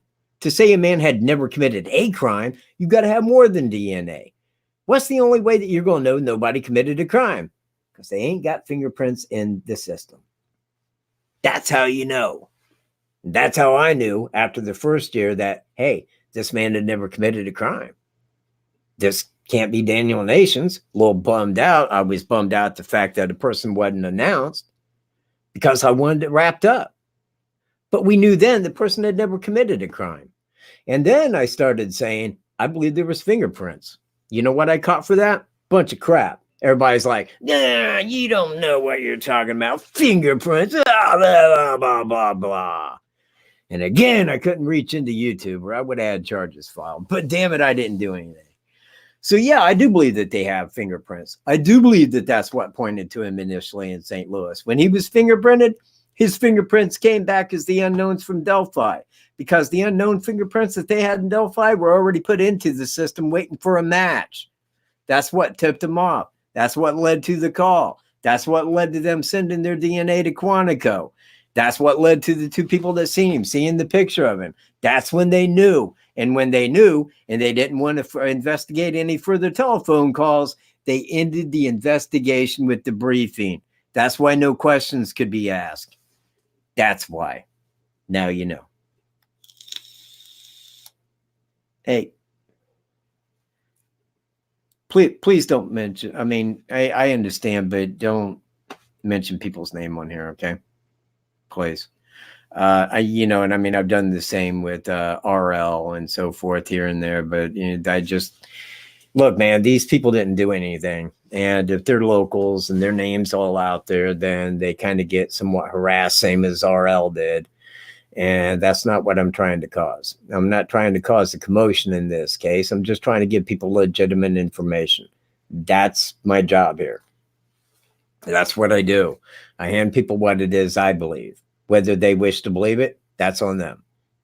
And if they don't believe it and want to move on, again, might I recommend Gray use? He uses Google Earth and drones.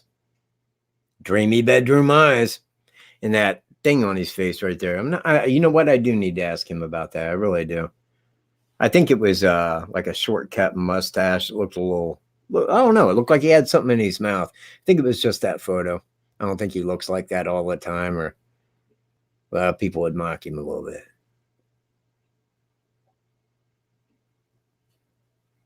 No, you know what? I will post that up right here if you don't mind, Alaska.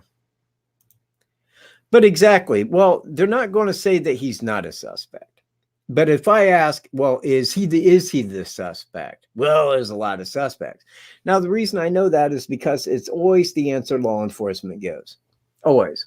If I was to ask Kim Riley, he would tell me the same thing as Leslie. Leslie would tell me the same thing as an FBI agent. They're all going to say the identical, because that's how you answer that question. You don't tell them who did it. It's open. They haven't finished their investigation, so they can't tell you who did it. When they can go down and talk to him, charges will be filed rather immediately, because there is no way out for the suspect. They have all kinds of evidence in Delphi. They don't in Evansdale. In Evansdale, they're very limited. They do not have DNA there. I don't think that they have fingerprints there. I would seriously doubt fingerprints would last that long. No matter what method they use to try to get them, I don't think that there would have been fingerprints. So all they're working with is a vehicle. That's it. A vehicle. Aside of that, it's going to fall on a person's confession. That's all they can hope for. But on the flip side of that, no, please, double call. I mean, I've been waiting for 2 days. 2. Yeah, that's right, 2, bro.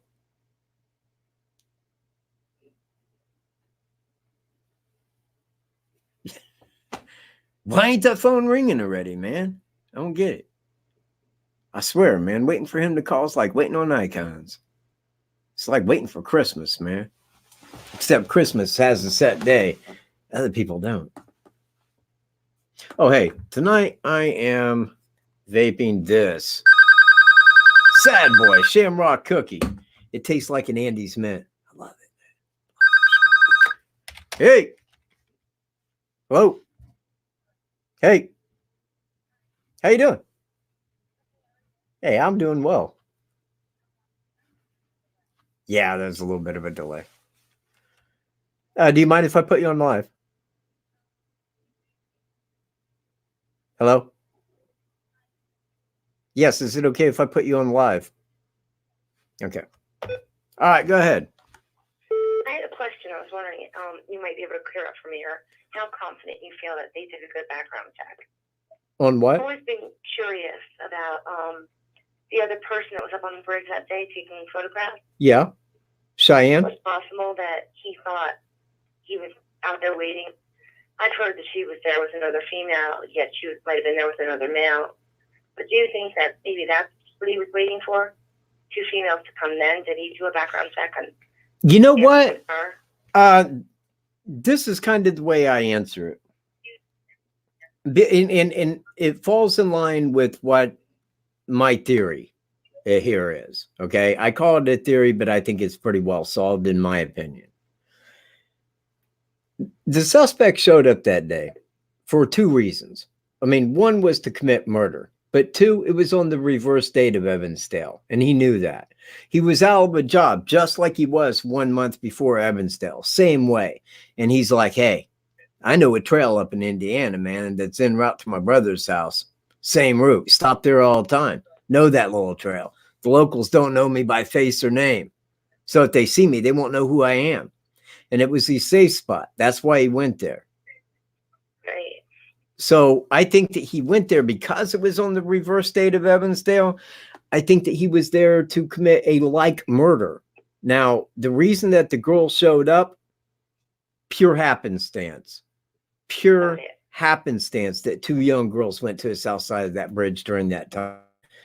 But again, it was a crime of opportunity. And I think that every single crime that I can point to that I believe my suspect committed was a crime of opportunity. The person was there. There was nobody to see him. He knew he could leave DNA and fingerprints and couldn't be connected to. All of them were crimes of opportunity. The one, it was 2 o'clock in the morning. The bar had just closed. He's en route to home. The girls broke down on the side of the road. Hey, you need help? Well, I can give you a lift into town.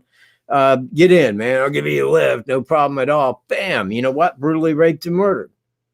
Because they're always crimes of opportunity. Now, he went there seeking an opportunity, but then just by happenstance, 2 young girls arrive. I don't think that anybody was cased, because if anybody was cased, they would know who did it. I mean, it would be answerable quite a long time ago. If it was a guy that showed up just to do this and the cards fell in the right position, well, and that leaves it open. Because if the guy isn't from Delphi, would you not agree that if that guy is not from around this area, law enforcement's looking in the wrong area? I mean, how can 46,000 people phone in and Delphi's got or Carroll County, the whole county has a population of 20,000? That makes no sense. Well, how could nobody know who he is? I mean, you can see how he's dressed. You can see his frame. You know, he don't have blue eyes. You know, I mean, you know, you can tell who that is.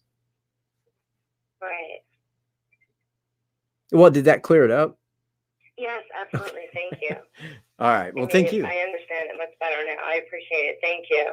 That was really my question I had. Definitely makes more sense now. Thank you. Oh, thank you. Thanks for calling in. All right. Thank you. Bye. Bye-bye. Okay. So, and I forget where I was now. Double, if you don't mind.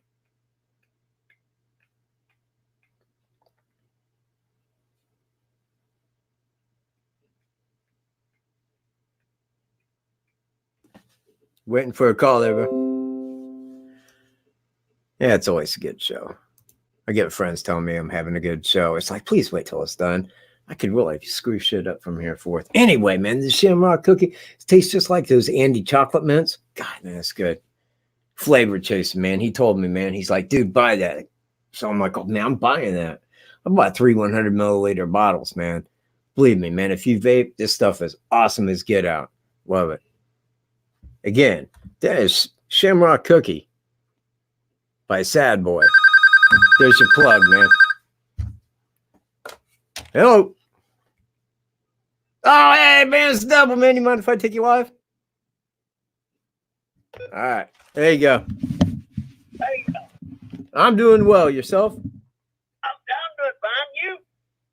Did what? I said I'm doing fine today. How are you? Ah, well, I'm doing. Making it happen, dude. I was going to ask you if you knew that when all this first went down and everything, if the locals or the FBI or the ISP had the wherewithal to pull satellite photos of the area. That I cannot tell you. I mean, I don't know. Now, I would assume that if they did or they could, then they would have had a vehicle type. They could have followed that vehicle to where it ended its travel at and took that all the way back to his home. If they could have pulled anything up, that would have been like a live recording of satellite at that day. See where I'm at? Yeah. I mean, I don't know. I mean, how standard it is. You know, I know a lot of the countries in Europe and, you know, some states are doing it now that they first, when something like that first goes down, you know, when children turn up missing, that they do pull them. And I didn't know if Indiana had done that or not, or if they had said anything. Well, I mean, I would put it like this. I think that they keep the investigation intact. They've kept it close to their vest. They have not released anything in their investigation that could give their investigation away. I mean, and look, if I was on here and I felt that in any way I was messing up their investigation, I wouldn't be doing what I'm doing. What I'm doing is I'm relaying what I believe to be real, as really happening in this case.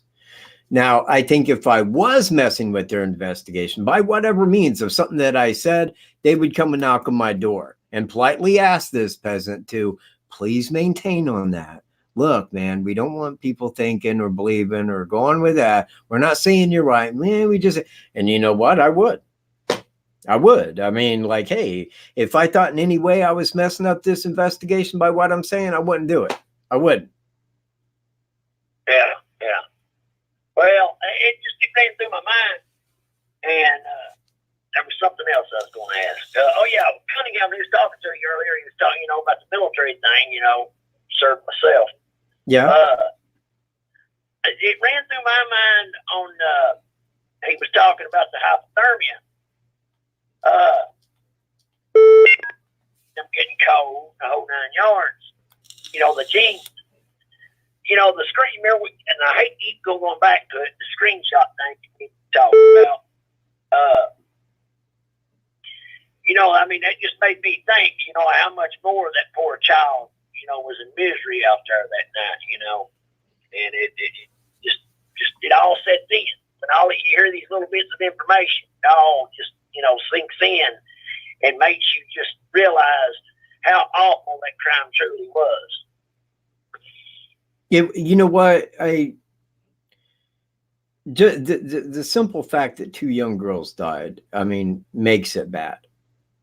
Now, what they went through, I never need to know. I don't need to know that. That's not in my curiosity to want to know what it is that they went through.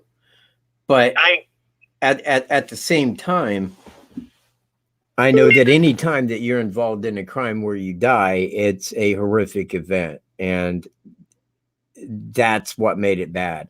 Now, when that happened in Delphi, I mean, my first thought was, oh my God, this happened in Delphi. I can't believe this. Because it was everything that I was telling people that lived around me just don't happen around here. Now, that don't happen around here.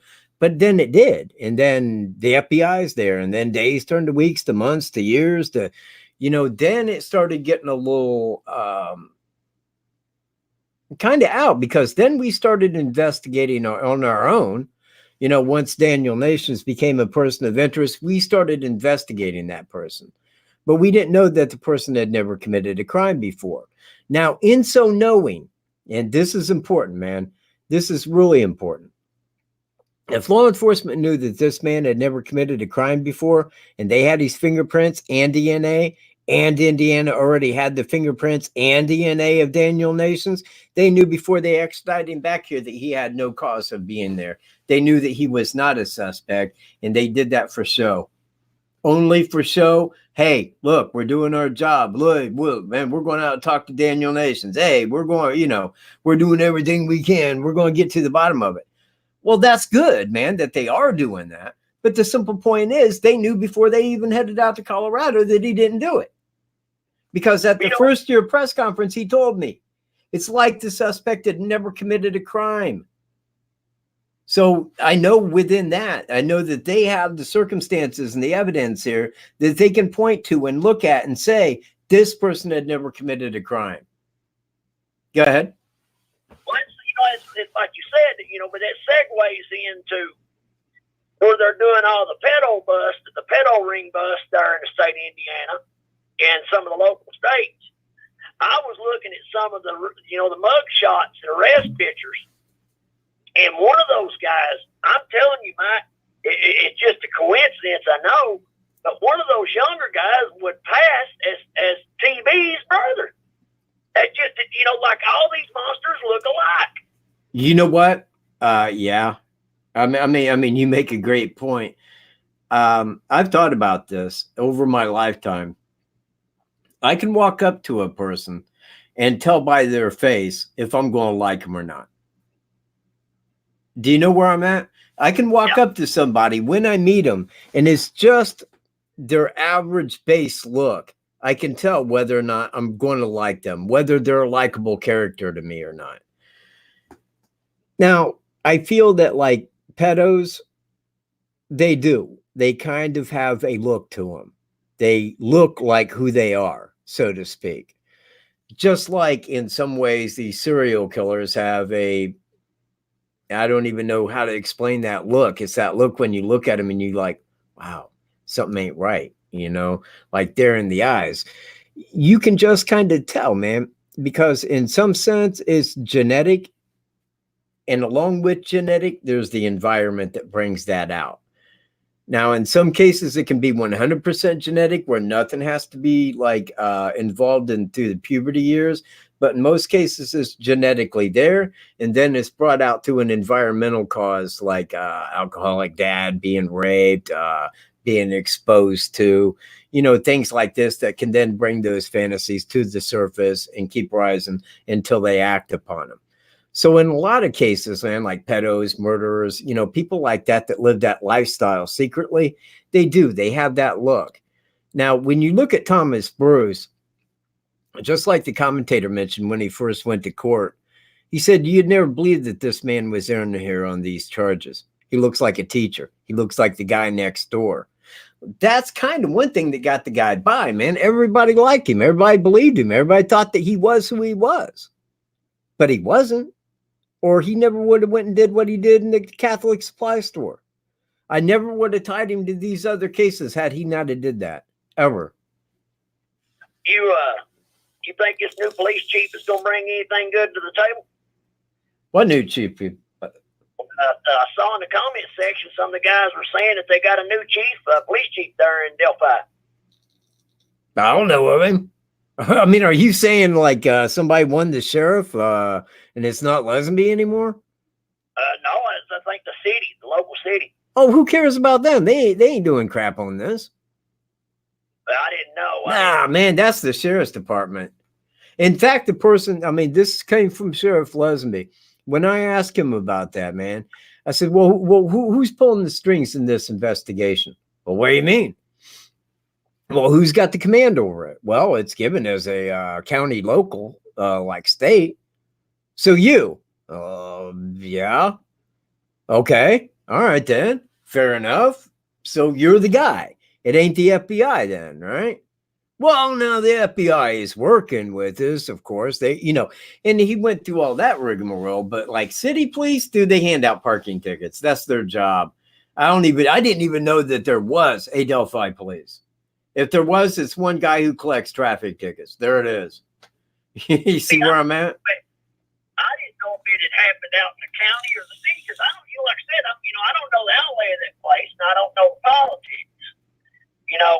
I have chatted with some of the local. Hold on. Wait. One second. Ryan, is Mullins the sheriff or is he the police chief? Tell me. 1 second, man. I got a friend. He's from there. He's saying Mullins is the new king shit. The new what? The new king shit, the sheriff or whatever. I'll wait for him to get back. If I miss it, please repost it. One of the mods, man, that would rock so hard.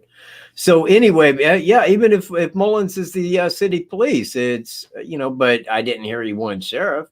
I mean, if somebody beat Lesenby out, I assumed that would have been something I would have heard of in my profession. Well, I didn't know. Like I was asking, if it was something that had happened out in the county or within the city limits. I didn't know, and how those politics work there. I have chatted with some of the locals from that area, but, not to that extent to find out how the politics play out in that area. Okay, Ryan's saying that Mullins is the new lead detective. Now, what's weird about that is the prior lead detective was Kevin Hammond, and now Mullins takes over as the lead detective. And those were the two people that came and arrested me in Camden. I didn't have anything good to say about him, and if you think I had otherwise to say, you can ask him your own self. In fact, I let Hammond have it. Told him to get his fat backside out of my effing kitchen. Well, any new news on the Adrian Quintel deal, or are they keeping mum on that? You know what? I don't know what to make of that. And I've been waiting for more information to come out, but I haven't heard any. And as we talked about the other night, that's a very odd case.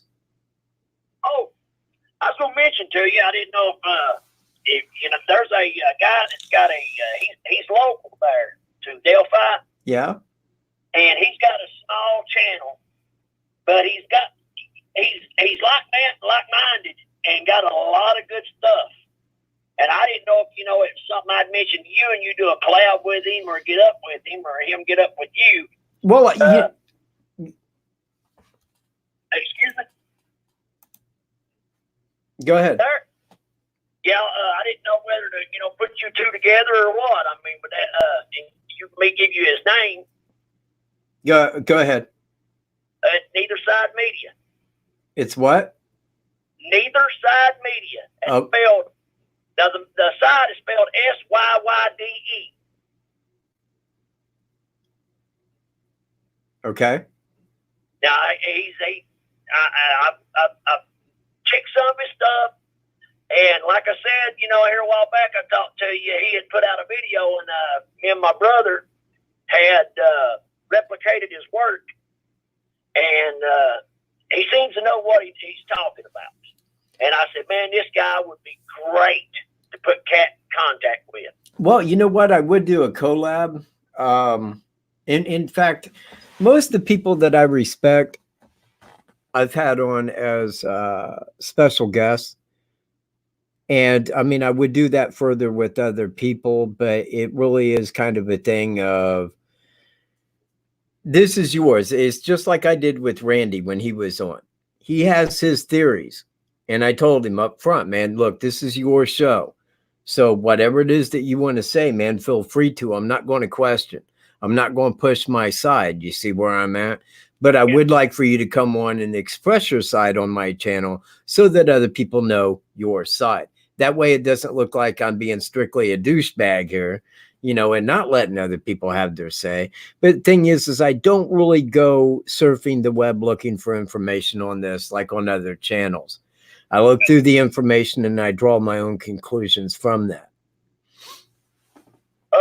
I had another question I was going to ask you. I meant to ask this first. I was, going through some of the news articles, and I saw on there where they were saying something about putting TB in a mental ward. Do you know anything about that? No, I don't. But, however, I'm not going to say right now, okay, he's not there now. They don't have him there now. He is in jail, but they have him solo by himself. And he is, I believe, under suicide watch. They won't give him a razor. You see where I'm at? I don't think that they even allow him to have a writing instrument without supervision, because it is a suicide watch. They know what this guy's done. At least law enforcement does. They understand the makeup of this. And they know that if they give him away, okay, well, I'll put it to you like this. The reason he went and did the Catholic supply store was probably death by suicide. Cop suicide. He goes and does this. He knows they're going to trace him down. He knew that right up front. So what happens when the cops are coming in? He's got handguns. Guess who's going to die? Guess who went out his way? That was TB. That's what I feel had happened. Now, I forget why I was making that comment, but go ahead. Do you think he's going to try to go the loony bin route and try to get, make that plea, or is that even available in the state of Missouri? I think it's available in all states if you have a reason where you can say, look, I wasn't in my right mind, so I can plead insanity. I think that all states have that. I mean, you're kind of taking my word for it, and I'm kind of just giving it as my word because I can't honestly say that that is in every state nationwide, but I believe it to be. Now, I can see where he might try that, but at the same time, I think that if anyone was brought into this, man, and asked about it, all of them would say the same thing. Great guy, man. Oh, fun-loving character, man. Just the friendliest dude you'd ever want to meet. Caring, compassionate, all that. Hell, his neighbors, friends, everybody he knew said the identical. It would be very hard for him to say, I was out of my mind for all these years, but nobody knew that. You see where I'm at? Yeah. It would be very hard for him to prove that. Well, it just worried me in the aspect where he could say he just snapped or whatever, and his cheese slid off his cracker. Oh, it's off his cracker. There ain't no doubt about that. But proving it? Nah, can't be done. Look, man, his wife was taken back by that when he committed the Catholic supply store. She said, I had no idea that he would do anything like that. I mean, he was my husband for a long time. I had no clue. And she apologized to the family and the friends and just, man, I'm sorry. Because she had no mental picture of him ever doing that. This was something clearly, totally aside of everything that everybody that knew him knew of him. Completely. This was a very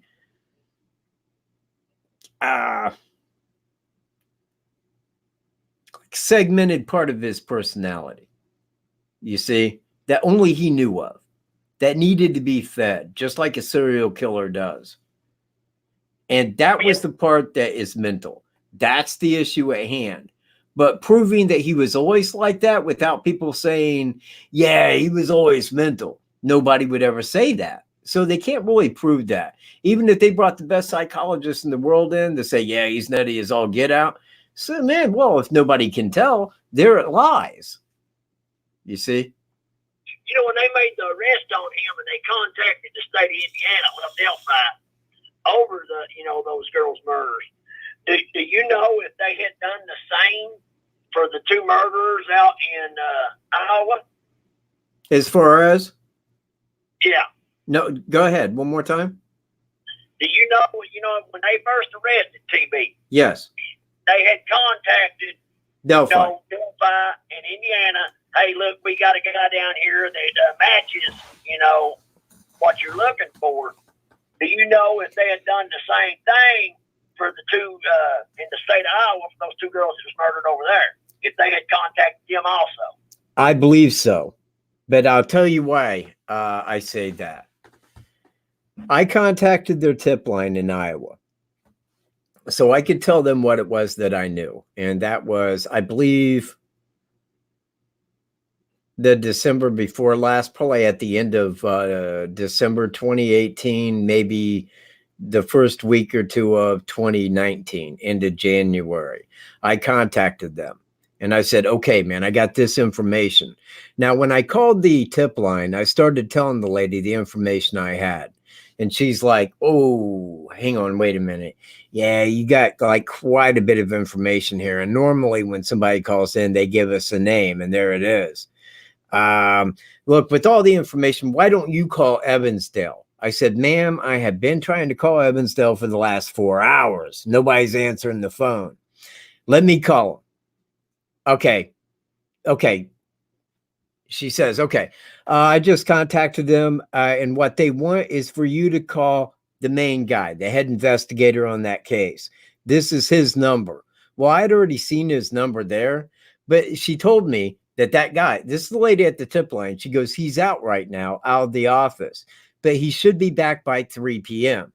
Okay, I'll give a call then. So I gave a call to him at that time, and I got his voicemail. So I left the message. This is the guy supposed to call you. If you could give me an email at this address when you're in your office and available, I'll give you the information that I have. It was that following Monday. He got back a hold of me in email. I'm in my office, so I called him. I'm talking to the main investigator here. Now, when I got a hold of him, I started giving my information. This was how he responded to everything. Yeah, okay, all right, yeah, all right, okay, all right, blah, blah, blah, yeah.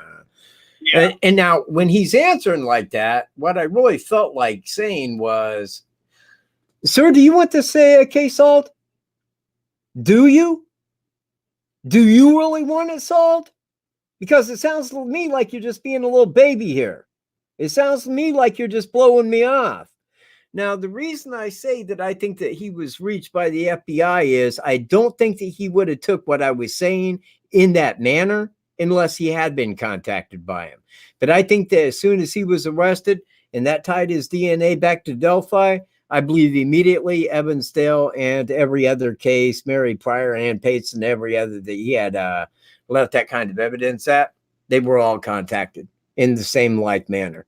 And now I believe that he was contacted, the head investigator in Evansdale, by the FBI. So when I was telling him all this, it was old news, and he was really just blowing everything I had to say off.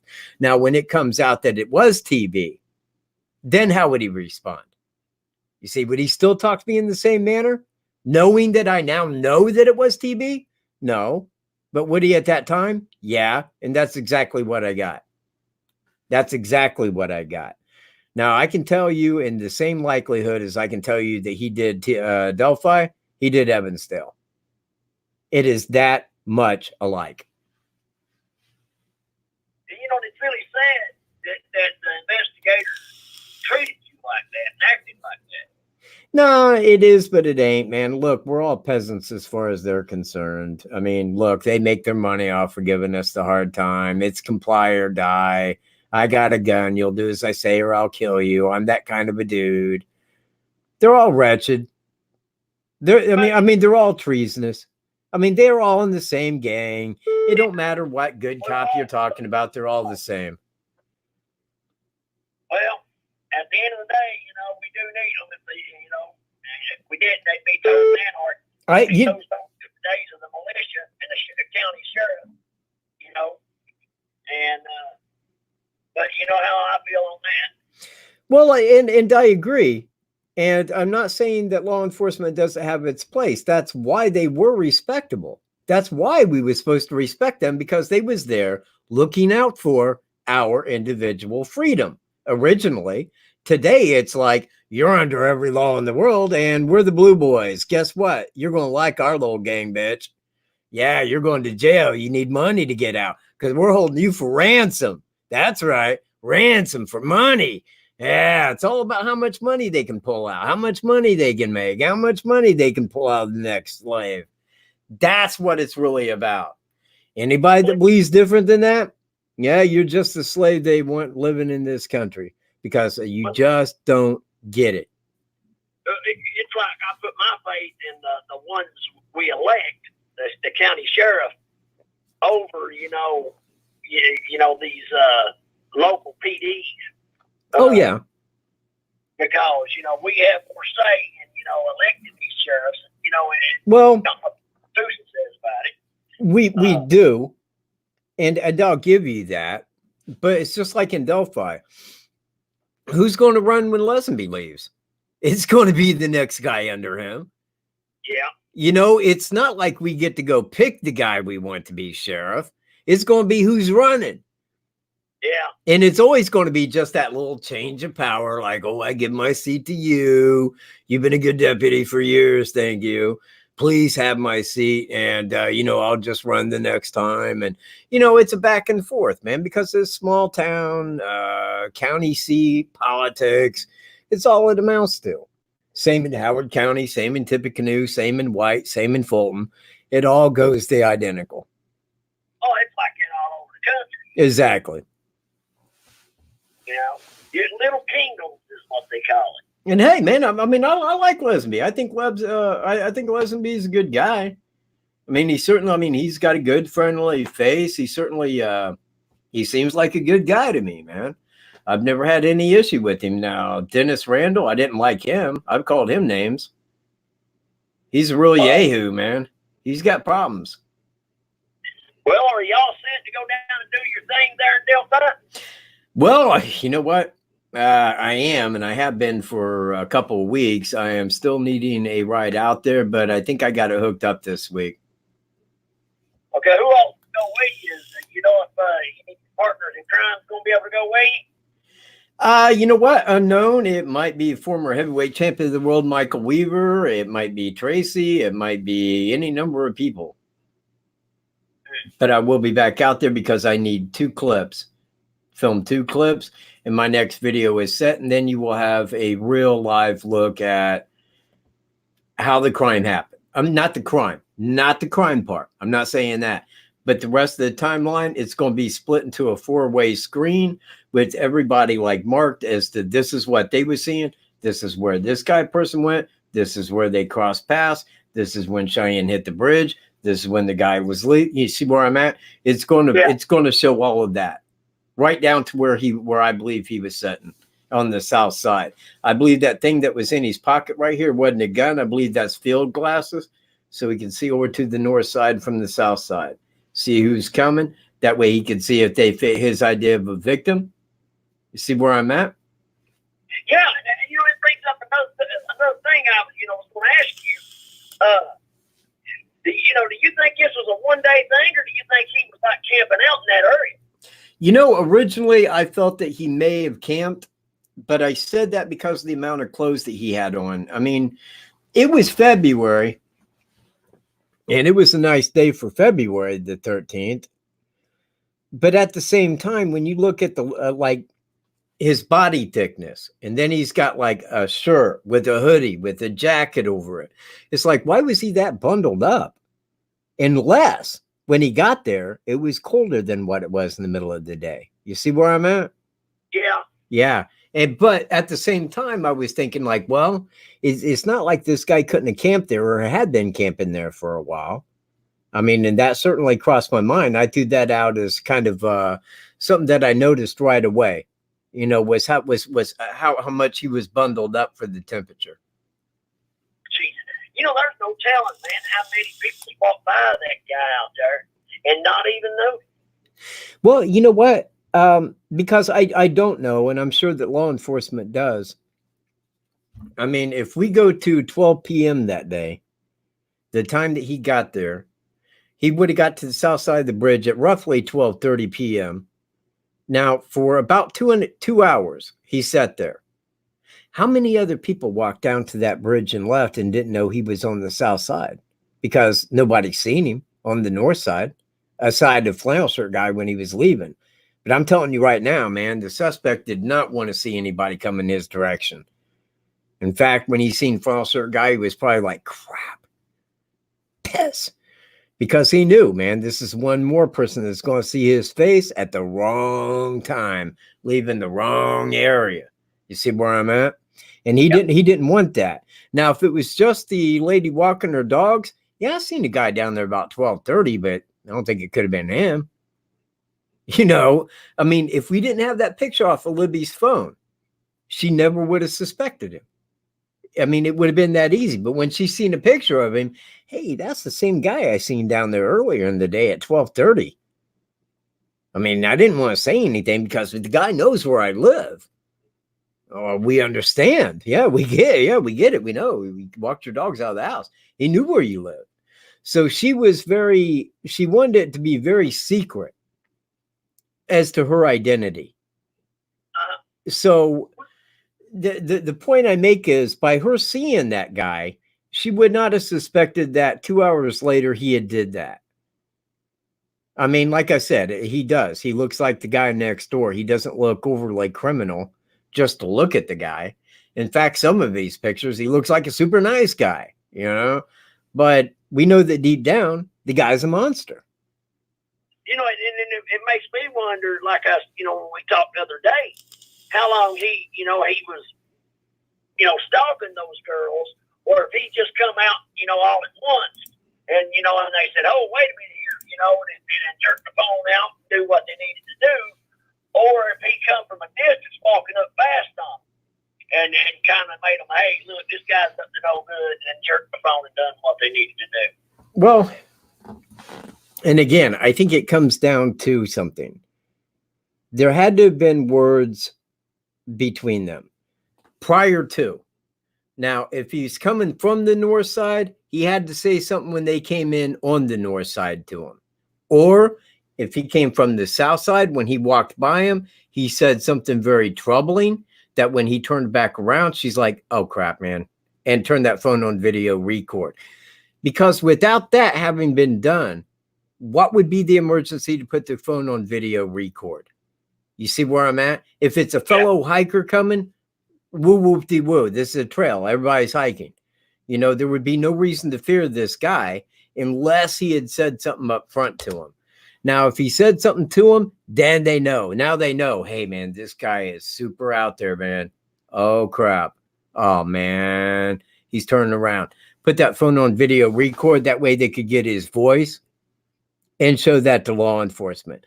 So it had to have been something that he said that was monstrous enough for them to believe, hey, this guy's turning around and he's going to do these actions. We want this for law enforcement. Well, you know, it brings up something that, you know, I was running this by my brother, and we was talking. How do we know that, you know, they would walking toward one another on that trestle, and he's walked by them and said, like you said something out of the way, or made some pissy comment. And, you know, they, of course, two young girls probably said something back, you know, and he's whipped around on them, and they was like, oh, hell. And they had to do what they needed to do with the phone. And then it went bad from there. You know, we don't know, you know, I mean, at the end of the day, because nobody was there. But, you know, that does sound like an idea.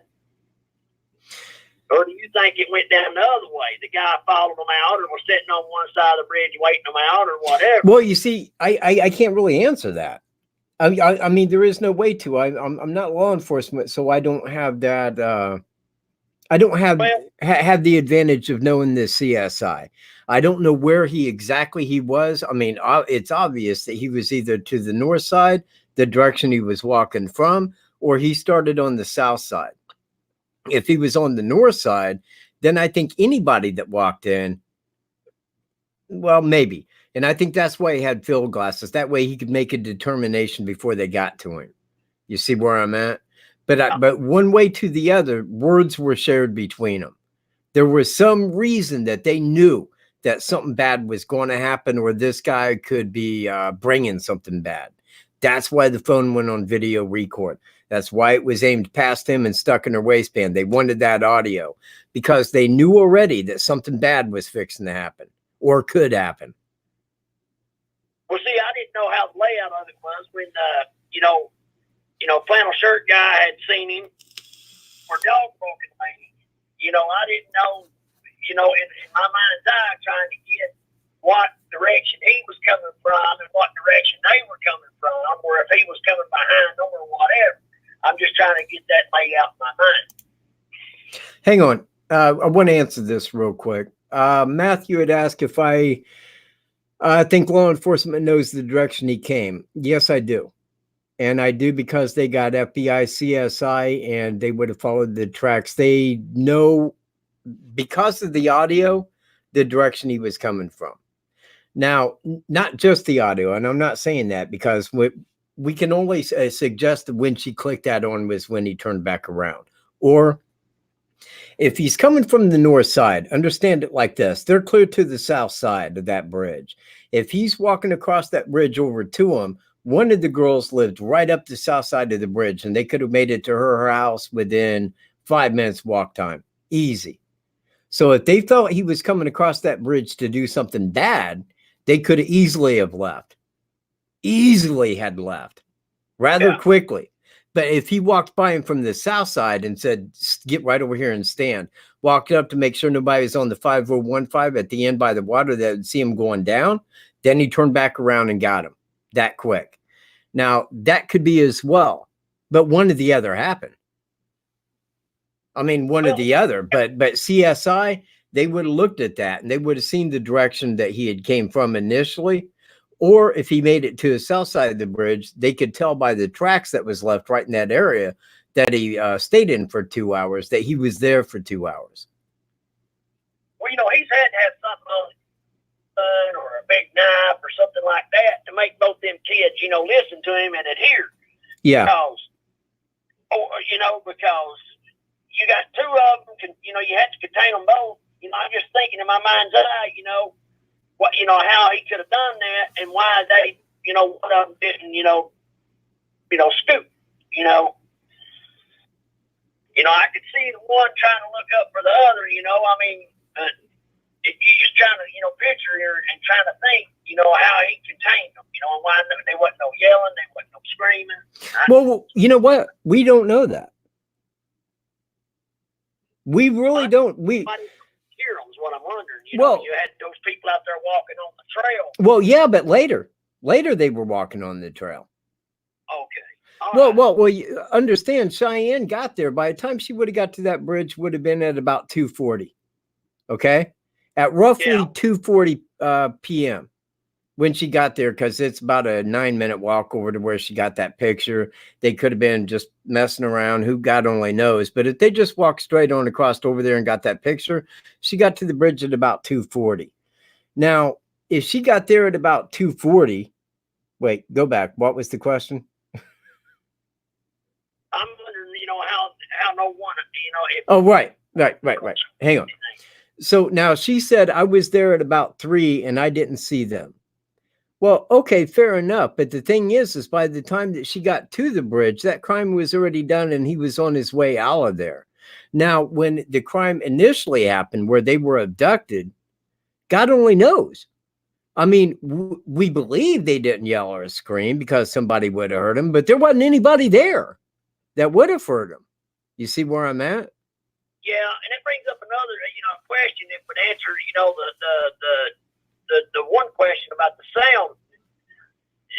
Where they were found, you were talking about like a not a culvert, but like a little valley or whatever. Yeah. And how far does the creek run adjacent to that? It was 50 feet. Now that's what their initial report was, is that the girls' bodies were found 50 feet inland from that corner. On the property of RL. And plus, we got to see with the crime scene, tape around the trees. We could go in and actually look at those trees and say, this area right here is where everything took place at. So between the creek and where they were located at, that possibly could have killed the sound right there. Well, again, because it works like this. Okay, like say I'm standing at the crime scene, like right in the middle of the crime scene. If I look to my west, there's a big hill that goes up. Okay. Yeah. Now, if I look to my north, there's a big hill that goes up, because that flatland goes in and then it corners back around and heads down toward Deer Creek. Well, they were up here in this part of it. So like, say I'm coming in off of Freedom Bridge into the trail. Well, they could have been down there. And I mean, and I'm not saying one way or another as to how things happen. But what I am saying is like, hey, they could have yelled, but there wasn't anybody there to hear it. Yeah. You see? And but I do believe, as I always have right from the very go, that the guy had a handgun.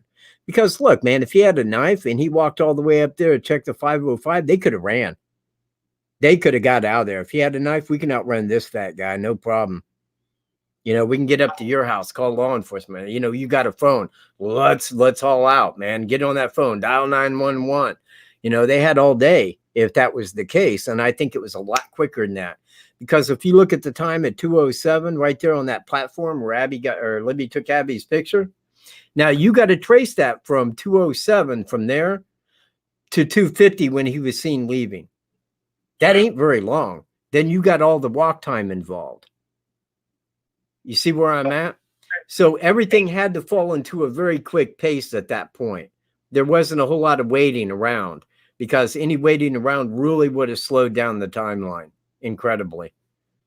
So he got in there and done the deed and got the hell out of Dodge. Precisely. Yeah, and that's exactly what I'm looking at. That's what it is that I believe. I think that the whole crime took 18. Now it depends whether he spotted Cheyenne and held behind a tree for a moment. If he did, that could have added a few minutes. But I'm looking at, with that plus the crime, it was 18 to 22 minutes. Right in that little narrow window. That's what you're looking at crime time.